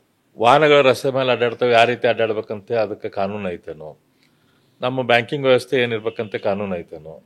ರೈತರು ನೀರು ತಗೊಂತಾರ, ಅದಕ್ಕೆ ಹೆಂಗೆ ಕಾನೂನು ಐತೇನೋ? ಇದಕ್ಕೆಲ್ಲ ಕಾನೂನು ಅದಾವನ ಅಂತ ಕೇಳಿದ್ರೆ ನಮ್ಮ ಶಾಸಕಾಂಗದ ಕೆಲಸ ಕಾನೂನು ಮಾಡೋ ಕೆಲಸ. ಹೌದು. ನಾವು ಕಾನೂನುಗಳನ್ನ ನೀವು ಎಲ್ಲದಕ್ಕೂ ಮಾಡೇವಿ. ನಮಗೂ ಕೂಡ ರಾಜಕಾರಣಿಗಳಿಗೂ ಕೂಡ ಒಂದು 50-60% ಮಾರ್ಕ್ಸ್ ಸಿಗ್ತೈತೆ. ಯಾಕಂದ್ರೆ ಬರೀ ಕಾನೂನಿಂದ ಅಷ್ಟೇ ಹಿಡ್ಕೊಂಡ್ರೆ ನಾವೆಲ್ಲದಕ್ಕೂ ಕಾನೂನು ಮಾಡೇವಿ, ಪಾಲಿಸಿ ಮಾಡೇವಿ. ಅದ ನೀವು ಜುಡಿಷರಿ ತೋರಿ. ನಾ ಹೇಳಿದ್ನಲ್ಲ, ಈಗ ನಮ್ದು ನಿಮ್ಮ ನಡುವೆ ಜಗಳ ಇತ್ತಂದ್ರೆ ನೀವು ಸರಿ ಇದ್ರಂದ್ರೆ ನಾನು ನಿಮ್ಗೆ ಕೋರ್ಟಿಗೆ ಹೋರಿ ಅಂತ ಹೇಳ್ತೇನೆ. ಹೌದು. ನಾವೀಗ ರಾಜಕಾರಣಿಗಳಿಗೆ ನಮ್ಮ ಮನೆಗೆ ಮುಂಜಾನೆ ಬಾಲ ತೆಗೆದೀವಿ ಅಂತಂದ್ರೆ ನಮ್ಗೇನಾದರೂ ಬೇರೆ ಬೇರೆ ವಿಷಯಕ್ಕೆ ಒಂದು 150-200 ಜನ ದಿನಾನು ಬೆಳಗ್ಗೆ ಬರ್ತಾರೆ. ಹೌದು. ಅವರು ಬಂದ ಒಂದು ನಿಮಿಷದಲ್ಲಿ ಯೂಶ್ವಲಿ ನಮ್ಗೆ ಅವ್ರ ವಿಷಯ ಹೇಳಿದ ಕೂಡ ಗೊತ್ತಾಗ್ತೈತಿ, ಇದು ಕಾನೂನು ಪ್ರಕಾರ ಐತೋ, ಕಾನೂನಿನ ಅಗೇನ್ಸ್ಟ್ ಐತೋ, ಇದು ಮಾಡ್ಬೋದೋ ಮಾಡೋದಿಲ್ಲೋ, ಇದೇನಂತೆ. ಯೂಶ್ವಲಿ ಅಷ್ಟೇ ನಾವು ಒಬ್ಬರಿಗೆ ತಗೊಳ್ಳೋದು ಒಂದು ಮಿನಿಟ್ ತಗೊಳ್ತೇವೆ. ಭಾಳ ಅವ್ರ ಜೊತೆ ಹರಟೆ ಹೊಡೆಯೋಂಗಿದ್ರೆ ಒಂದು 2-3 ನಿಮಿಷದಲ್ಲಿ ಮಾತಾಡಿ ವಿಷಯ ತಿಳಿಸ್ತೇವೆ. ಅದಕ್ಕೆ ಸಂಬಂಧಪಟ್ಟವ್ರಿಗೆ ಫೋನ್ ಮಾಡ್ತೀವಿ ಅಥವಾ ಪತ್ರ ಕೊಡಕ್ಕೆ ಹೇಳ್ತೀವಿ, ಅದನ್ನು ಮುಗಿಸ್ತೇವೆ. ಅದ ಸಬ್ಜೆಕ್ಟ್ ತೊಗೊಂಡು ಅದೇ ಜನರು ಸರ್ಕಾರಿ ಆಫೀಸಿಗೆ ಹೋದ್ರೆ ಸರ್ಕಾರಿ ಆಫೀಸ್ದಾಗ ಅವ್ರು ಇನ್ನೂ ಸ್ವಲ್ಪ ಹೆಚ್ಚು ಕಾಗದ ಸ್ವಲ್ಪ ಡೀಟೇಲ್ ಆಗಿ ನೋಡ್ತಾರೆ. ಹೌದು. ಅಲ್ಲಿರುವಂಥ ಅಧಿಕಾರಿಗೆ ಒಂದು 5 ನಿಮಿಷದಾಗ ಅಥವಾ ಹಾಫ್ ಆನ್ ಅವರ್ದಾಗ 1 ತಾಸದಲ್ಲಿ ಅವ್ನು ಗೊತ್ತಾಗುತ್ತೆ ಇದು ಕಾನೂನು ಪ್ರಕಾರ ಇದೆಯೋ ಅಗೇನ್ಸ್ಟ್ ಇದೆಯೋ ಅಂತ. ಅದ ನೀವು ಕೋರ್ಟಿಗೆ ಹೋರಿ. ಒಂದು ಜನ್ರೇಷನ್ ಆದರೂ 20 ವರ್ಷ ಆದರೂ 30 ವರ್ಷ ಆದರೂ ಕೋರ್ಟು ಅದು ಸರಿಯೋ ತಪ್ಪು ಅಂತ ಹೇಳೋದಿಲ್ಲ. Okay. So this is the failure of judiciary. So judiciary ಐತಲ್ಲ, ಅದಕ್ಕೆ 1% ಮಾರ್ಕ್ಸ್ ಕೊಡುವಂಥ ಪರಿಸ್ಥಿತಿ ಹೋಗಿಲ್ಲ ನಾವು. ಇವತ್ತು ನೀವು ಎಲ್ಲಿಂದ ರಿಫಾರ್ಮ್ಸ್ ಶುರು ಆಗ್ಬೇಕಂತ ಹೇಳಿದ್ರಲ್ಲ, ನಮ್ಮಲ್ಲಿ ಫಸ್ಟ್ ರಿಫಾರ್ಮ್ಸ್ ಇವತ್ತು ಶುರು ಆಗ್ಬೇಕಾಯ್ತು ನಮ್ಮ ಜುಡಿಷರಿಯಿಂದ. ಸರ್, ಜುಡಿಷರಿ ರಿಫಾರ್ಮ್ಸನ್ನು ಹೆಂಗೆ ಶುರು ಮಾಡ್ತೀರಾ ಸರ್? ಜುಡಿಷಿಯಲ್ ರಿಫಾರ್ಮ್ಸು ಮಾಡಲಿಕ್ಕೆ ಪ್ರಯತ್ನ ವಾಜಪೇಯಿ ಅವರು ಮಾಡಿದರು. ಅವಾಗ ರಾಮ್ ಜೇಠ್ಮಲಾನಿ ಲಾ ಮಿನಿಸ್ಟರ್ ಇತ್ತು. ಅವಾಗ ಚೀಫ್ ಜಸ್ಟಿಸ್ಸಿಗೆ ರಾಮ್ ಜೇಠ್ಮಲಾನಿ ಅವ್ರಿಗೆ ಆಗ್ತಿದ್ದಿಲ್ಲ. ರಾಮ್ ಜೇಠ್ಮಲಾನಿ ಒಂದು ಏನೋ ಪುಸ್ತಕ ಬರೆದಿದ್ರು ಆ ಚೀಫ್ ಜಸ್ಟಿಸನ್ನ ಹೆಸರನ್ನು ವ್ಯಂಗ್ಯವಾಗಿ ಉಲ್ಲೇಖ ಮಾಡಿ. ಅದಕ್ಕೆ ಆ ಚೀಫ್ ಜಸ್ಟಿಸ್ ಹೇಳಿದ್ರು, ಈ ಲಾ ಮಿನಿಸ್ಟರ್ ಏನು ರಿಫಾರ್ಮ್ಸ್ ತೊಗೊಂಬರ್ತಾರೆ ನಾನು ಯಾವುದೂ ಒಪ್ಪಾಕ ಆಗೋದಿಲ್ಲ, ಅವನ್ನ ತೆಗೀರಿ, ಅವ್ನು ತೆಗಿಲಿಲ್ಲ ಅಂದ್ರೆ ನಾನು ನಿಮ್ಮ ಮೇಲೆ ಇದು ಮಾಡ್ತೇನಂತೆ. ಅವಾಗ ವಾಜಪೇಯಿ ಅವ್ರು ಐತಲ್ಲ, ರಾಮ್ ಜೇಠ್ಮಲಾನಿನ ಲಾ ಮಿನಿಸ್ಟರ್ ಆಗಿ ಬಿಡಿಸುವಂಥ ಪರಿಸ್ಥಿತಿ ಬಂತು. ಮೋದಿಯವರು ಇಷ್ಟು ಸ್ಟ್ರಾಂಗ್ ಪ್ರಧಾನಿಗಳು. ಹೌದು. ಅವರು 2014 ಅಧಿಕಾರಕ್ಕೆ ಬಂದರು. ಅವರು ಅಧಿಕಾರಕ್ಕೆ ಬಂದು ಸ್ವಲ್ಪ ದಿನಕ್ಕೆ ನಮ್ದು ಜುಡಿಷಿಯಲ್ ರಿಫಾರ್ಮ್ಸ್ ಮಾಡಕ್ಕೆ ಟ್ರೈ ಮಾಡಿದ್ರು. ಇಲ್ಲಿ ಕೊಲಿಜಿಯಂ ಸಿಸ್ಟಮ್ ಬಗ್ಗೆ ಕೊಲಿಜಿಯಂ ಸಿಸ್ಟಮ್ ಬಗ್ಗೆ ಕೊಲಿಜಿಯಂ ಸಿಸ್ಟಮ್ ದಲ್ಲಿ ಈ ಕೊಲಿಜಿಯಂ ಸಿಸ್ಟಮ್ ಏನದು? ಕೊಲಿಜಿಯಂ ಸಿಸ್ಟಮ್ ಅಂತಂದ್ರೆ ನಮ್ಮ ದೇಶದಲ್ಲಿ ಇವತ್ತು ಚುನಾವಣಾ ಕಮಿಷನರ್, ಎಲೆಕ್ಷನ್ ಕಮಿಷನರ್ ಅದಾರ. ಎಲೆಕ್ಷನ್ ಕಮಿಷನ್ ಅಪಾಯಿಂಟ್ಮೆಂಟ್ ಮಾಡಕ್ಕೆ ಏನು ಸಿಸ್ಟಮ್ ಐತಿ? Chief justice, prime minister, opposition leader of the opposition, ಇವರೆಲ್ಲರೂ ಕೂಡಿ ಎಲೆಕ್ಷನ್ ಕಮಿಷನ್ ಸೆಲೆಕ್ಟ್ ಮಾಡ್ತಾರೆ. ಹೌದು, ಎಲೆಕ್ಟ್ ಮಾಡ್ತಾರೆ. ಆದ್ರೆ ಜಡ್ಜಸ್ದೆಲ್ಲ ಮೊದಲು ಹಂಗಾಯ್ತು. ಜಡ್ಜಸ್ಸನ್ನು ಸೆಲೆಕ್ಟ್ ಮಾಡಕ್ಕೆ ಜಡ್ಜಸ್ಸು ಇರ್ತಿದ್ರು, ಬೇರೆಯವ್ರು ಇರ್ತಿದ್ರು. ಇವ್ರು ಕೊಲಿಜಿಯಂ ಸಿಸ್ಟಮ್ ತೊಗೊಂಬಂದು ಏನು ಮಾಡಿದ್ರು ಅಂದ್ರೆ ಬೇರೆಯವ್ರನ್ನೆಲ್ಲ ತೆಗೆದ್ಬಿಟ್ರು. ಜಡ್ಜಸ್ಗಳನ್ನ ಅಪಾಯಿಂಟ್ಮೆಂಟ್ ಮಾಡುವಂಥ ಸಿಸ್ಟಮ್ ಬಂತು. ಸೊ ಈ ರೀತಿ ಕೊಲಿಜಿಯಂ ಸಿಸ್ಟಮ್ ರಿಫಾರ್ಮ್ಸು, ಬೇರೆ ರಿಫಾರ್ಮ್ಸನ್ನು ತೆಗೆದುಕೊಂಡು ಬರ್ಬೇಕಂತೆ ಮೋದಿಯವರು ಕಾನೂನು ತೊಗೊಂಬಂದರು ಪಾರ್ಲಿಮೆಂಟ್ದಲ್ಲಿ. ಆ ಕಾನೂನನ್ನು ಇವರು ಅಸಂವಿಧಾನಿಕ ಅಂಥೇಳಿ ಘೋಷಣೆ ಮಾಡಿಬಿಟ್ರು ಸುಪ್ರೀಂ ಕೋರ್ಟ್ದವ್ರು. ಅಂದ್ರೆ ನಮ್ಮಲ್ಲಿ ಪಾರ್ಲಿಮೆಂಟ ಸುಪ್ರೀಮ್ ನಮ್ಮ ದೇಶದಲ್ಲಿ. ಆದ್ರೆ ಅದು ಸುಪ್ರೀಂ ಅಲ್ಲ ಅಂತ ಇವರು ತಾವೊಂದು ಕಾನೂನು ಮಾಡಿಬಿಟ್ರು. ಅಂದ್ರೆ ಪೂರ್ತಿ ನಾವು ಇವ್ರು ನಿಮ್ಮ ಮಾತ ಕೇಳೋದಿಲ್ಲ, ನಾವು ಮಾಡಿದ್ದ ಖರೆ, ನೀವೇನಾದರೂ ನಮ್ಮ ಸುದ್ದಿಗೆ ಬಂದ್ರಂತಂದ್ರೆ ನಾವು ನಿಮ್ಗೆ ಜೈಲಿಗೆ ಹಾಕ್ತೇವೆ, ನೀವು ನಮ್ಮ ಬಗ್ಗೆ ಮಾತಾಡಿದ್ರೆ ನಾವು ನಿಮ್ಮನ್ನ ಜೈಲಿಗೆ ಹಾಕ್ತೇವೆ. ಆ ರೀತಿ ಅರೋಗನ್ಸ್ ಇವತ್ತು ದೊಡ್ಡ ಬಿಗ್ಗೆಸ್ಟ್ ದೇಶದಲ್ಲಿ ದೊಡ್ಡ ಗುಂಡಗಳು ಅಂತಂದ್ರೆ ನಮ್ಮ ಜುಡಿಷಿಯರಿ ಸಿಸ್ಟಮ್. ಹಂಗಿದ್ರೆ ಜುಡಿಷಿಯರಿ ಸಿಸ್ಟಮ್ ರಿಫಾರ್ಮೇ ಆಗೋ ಚಾನ್ಸೇ ಇಲ್ವಾ? ಅವೇರ್ನೆಸ್ ಬರೋದು. ಅವ್ರಿಗೆ ಅವೇರ್ನೆಸ್ ಯಾವಾಗ ಬರ್ತೈತಿ ಅವಾಗ ಈ ಜುಡಿಷಿಯರಿ ಸಿಸ್ಟಮ್ ರಿಫಾರ್ಮ್ ಆಗಕ್ಕೆ ಸಾಧ್ಯತೆ. ಆ ಅವೇರ್ನೆಸ್ ಆ ಜುಡಿಷಿಯರಿಯಲ್ಲಿ ಇನ್ನೂ ಬರಬೇಕಾಗೈತಿ, ಬಂದಿಲ್ಲ. ಅಲ್ಲ ಸರ್, ಅವೇರ್ನೆಸ್ಸು ಜನಸಾಮಾನ್ಯರಿಗೆ ಬಂದರೂ ಕೂಡ ಜನಸಾಮಾನ್ಯರು ಅದನ್ನು ರಿಫಾರ್ಮ್ ಮಾಡೋ ಸ್ಟೇಜಲ್ಲಿ ಇರಲ್ಲ. ಧ್ವನಿ ಎತ್ತಬಹುದು ಅಷ್ಟೇ ಬಿಟ್ಟರೆ ಅದನ್ನು ಮಾಡಬೇಕಾಗಿರೋದು ಮತ್ತೆ ಸಂಸತ್ತೇ ಮಾಡಬೇಕು, ರಾಷ್ಟ್ರಪತಿಗಳ ಅಂಗೀಕಾರವೇ ಆಗಬೇಕು. ಸಂಸತ್ ಮಾಡೋದಿಲ್ಲ, ಅವರ ಮಾಡ್ಬೇಕು. ಅವರಲ್ಲೇ ಇದ್ದದ್ದು ಶಾಸಕ ಇದರಲ್ಲಿ ನಮ್ಮೇನು ನ್ಯಾಯಾಂಗ ವ್ಯವಸ್ಥೆ ಐತಲ್ಲ, ಅವರ ಅದನ್ನು ಮಾಡ್ಕೋಬೇಕು. ಈಗ ಇದನ್ನು ಅವೇರ್ನೆಸ್ ಮಾಡ್ಬೇಕಂದ್ರೆ ಹೆಂಗೆ? ಈಗ ನಾನು ದಪ್ಪದೇನಂತ ತಿಳ್ಕೊರಿಪ್ಪ, ನನಗೆ ಕಾಣೋದಿಲ್ಲ ಅಂತಂದ್ರೆ, ನನ್ನ ಮುಂದೆ ಕನ್ನಡ ಇರಲಿಲ್ಲ ಅಂದ್ರೆ ನಾನು ದಪ್ಪದೇನಂತೂ ಗೊತ್ತಾಗೋದಿಲ್ಲ. ಅಥವಾ ನಮ್ಮ ಮನೇಲಿದ್ದ ನಮ್ಮ ತಂದೆ ತಾಯಿ ಅಥವಾ ನನ್ನ ಹೆಂಡತಿ, ನನ್ನ ಮಕ್ಕಳು, ನನ್ನ ಫ್ರೆಂಡ್ಸು, ಇವ್ರು ನನಗೆ ಹೇಳ್ಬೇಕಾಕೈತಿ, ನೀನು ಭಾಳ ದಪ್ಪಾಗಿಪ್ಪ, ಸ್ವಲ್ಪ ಕೆಳಗಾಗಿ ಅಂಥೇಳಿ. ಹಂಗೆ ಯಾರು ಅವ್ರಿಗೆ ಹೇಳ್ಬೇಕಾಗೈತಿ ಜುಡಿಷರಿಗೆ? ಅವ್ರಿಗೆ ಯಾರು ಹೇಳೋರೇ ಇಲ್ಲ.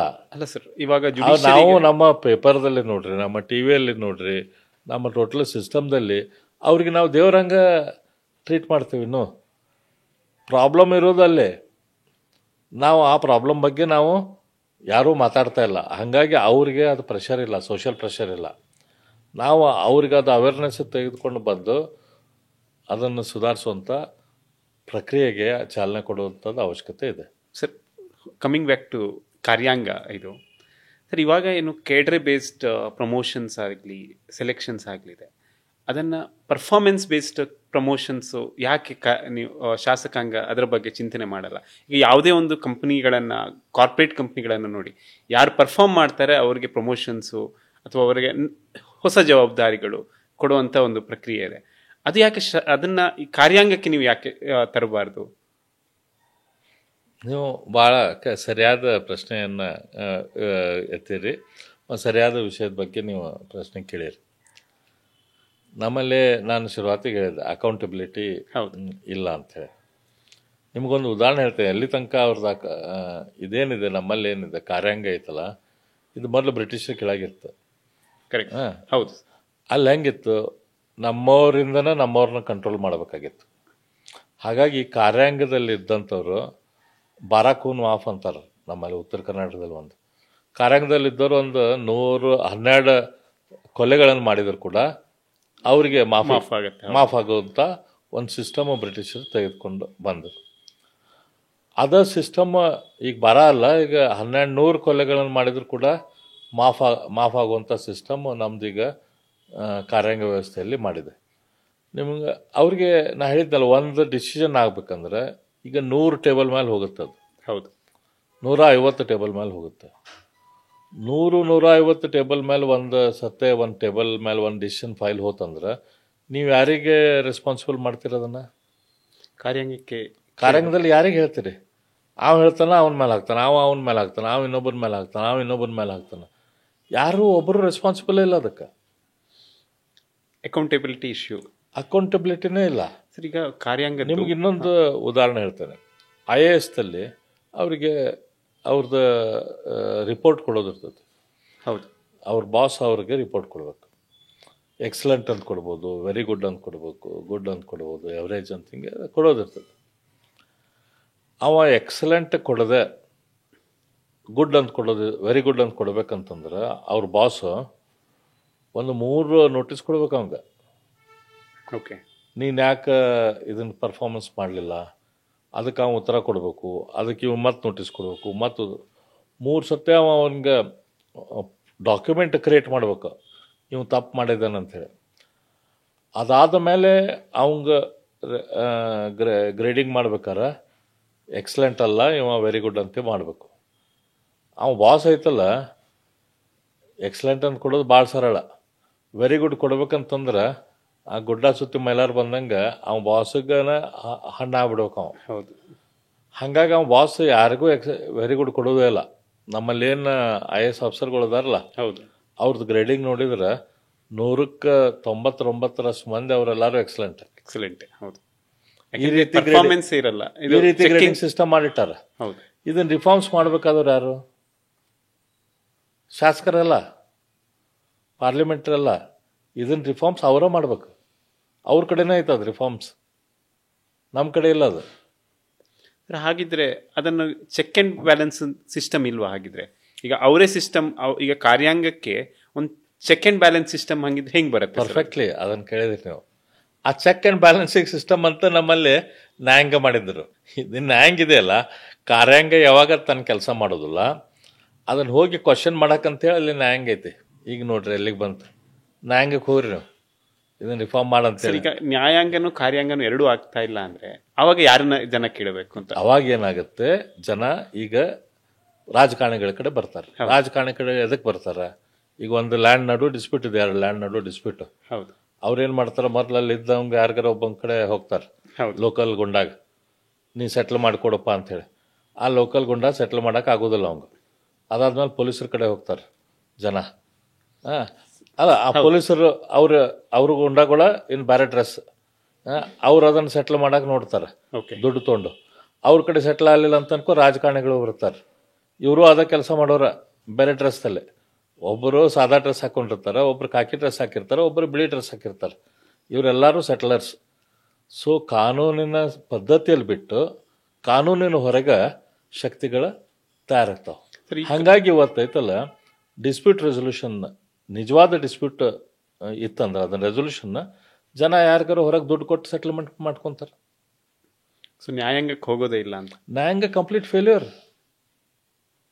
ಸರ್ ಈಗ ಲೋಕ್ ಅದಾಲತ್ ಅಂತ ಒಂದು ಮಾಡಿದ್ರು, ಇಮಿಡಿಯೇಟ್ ಸೆಟಲ್ಮೆಂಟ್, ಅದು ವರ್ಕ್ ಆಗ್ತಾ ಇಲ್ಲ ಅನ್ಸುತ್ತೆ ನಿಮ್ಗೆ? ವಕೀಲರು ಬಂದ್ರೆ ಅಲ್ಲಿಯೂ ಲೋಕ್ ಅದಾಲತದ ಉದ್ದೇಶ ಏನಿತ್ತು, ಕಾನೂನು ಮಾಡಿದ್ರು ನಾವು. ಹೌದು, ನಾವು ಕಾನೂನು ಮಾಡಿದ್ದೀವಿ ಶಾಸಕಾಂಗದವ್ರು. ಹೌದು, ಲೋಕ್ ಅದಾಲತ್ ಯಪ್ಪ ನಿಮ್ಮ ಕೋರ್ಟ್ಗಳು ಸಂಬಂಧ ಜನ ಸಾಕಾಗಿ ಹೋಗ್ತಾರೆ, ಒಂದು ಕಾನೂನು. ಅಲ್ಲೂ ಬಂದು ಇದ ಜಡ್ಜ್ಗಳು ಬಂದ್ರೆ ಅಲ್ಲೂ ಇದ ವಕೀಲರು ಇರಬಾರ್ದು ಅಂತಿತ್ತಲ್ಲ ಲೋಕ್ ಅದಾಲತ್ದಾಗ. ಕನ್ಸ್ಯೂಮರ್ ಫೋರಮ್ ಅಂತ ಮಾಡಿದ್ರು. ಕನ್ಸ್ಯೂಮರ್ ಫೋರಮ್ದಲ್ಲಿನೂ ವಕೀಲರು ಇರಬಾರ್ದು ಅಂತಿತ್ತು. ಅಲ್ಲೂ ಕೂಡ ನಾನ್ ಜುಡಿಷಿಯಲ್ ಮೆಂಬರಲ್ಲೇ ಜಡ್ಜ್ ಆಗುವಂಥ ಪ್ರೊವಿಷನ್ ಇದೆ. ಅಲ್ಲೂ ಇದ ಜಡ್ಜ್ಗಳು ಬಂದರು, ಅಲ್ಲೂ ಇದ ವಕೀಲರು ಬಂದರು, ಕೆಡಿಸ್ಬಿಟ್ರು ಸಿಸ್ಟಮ್. ಸರ್ ಅದು ಕಾನೂನು ಮಾಡಿರೋದೇ ನೀವಲ್ವಾ ಸರ್? ಅದು ಮತ್ತೆ ಲೋಕ್ ಅದಾಲತ್ ಮಾಡಿದ ಮೇಲೆ ಆ ಕಾನೂನು ಹಾಗೆ ಸ್ಟ್ರಕ್ಚರ್ ಯಾಕಾಗಿಲ್ಲ ಮತ್ತೆ?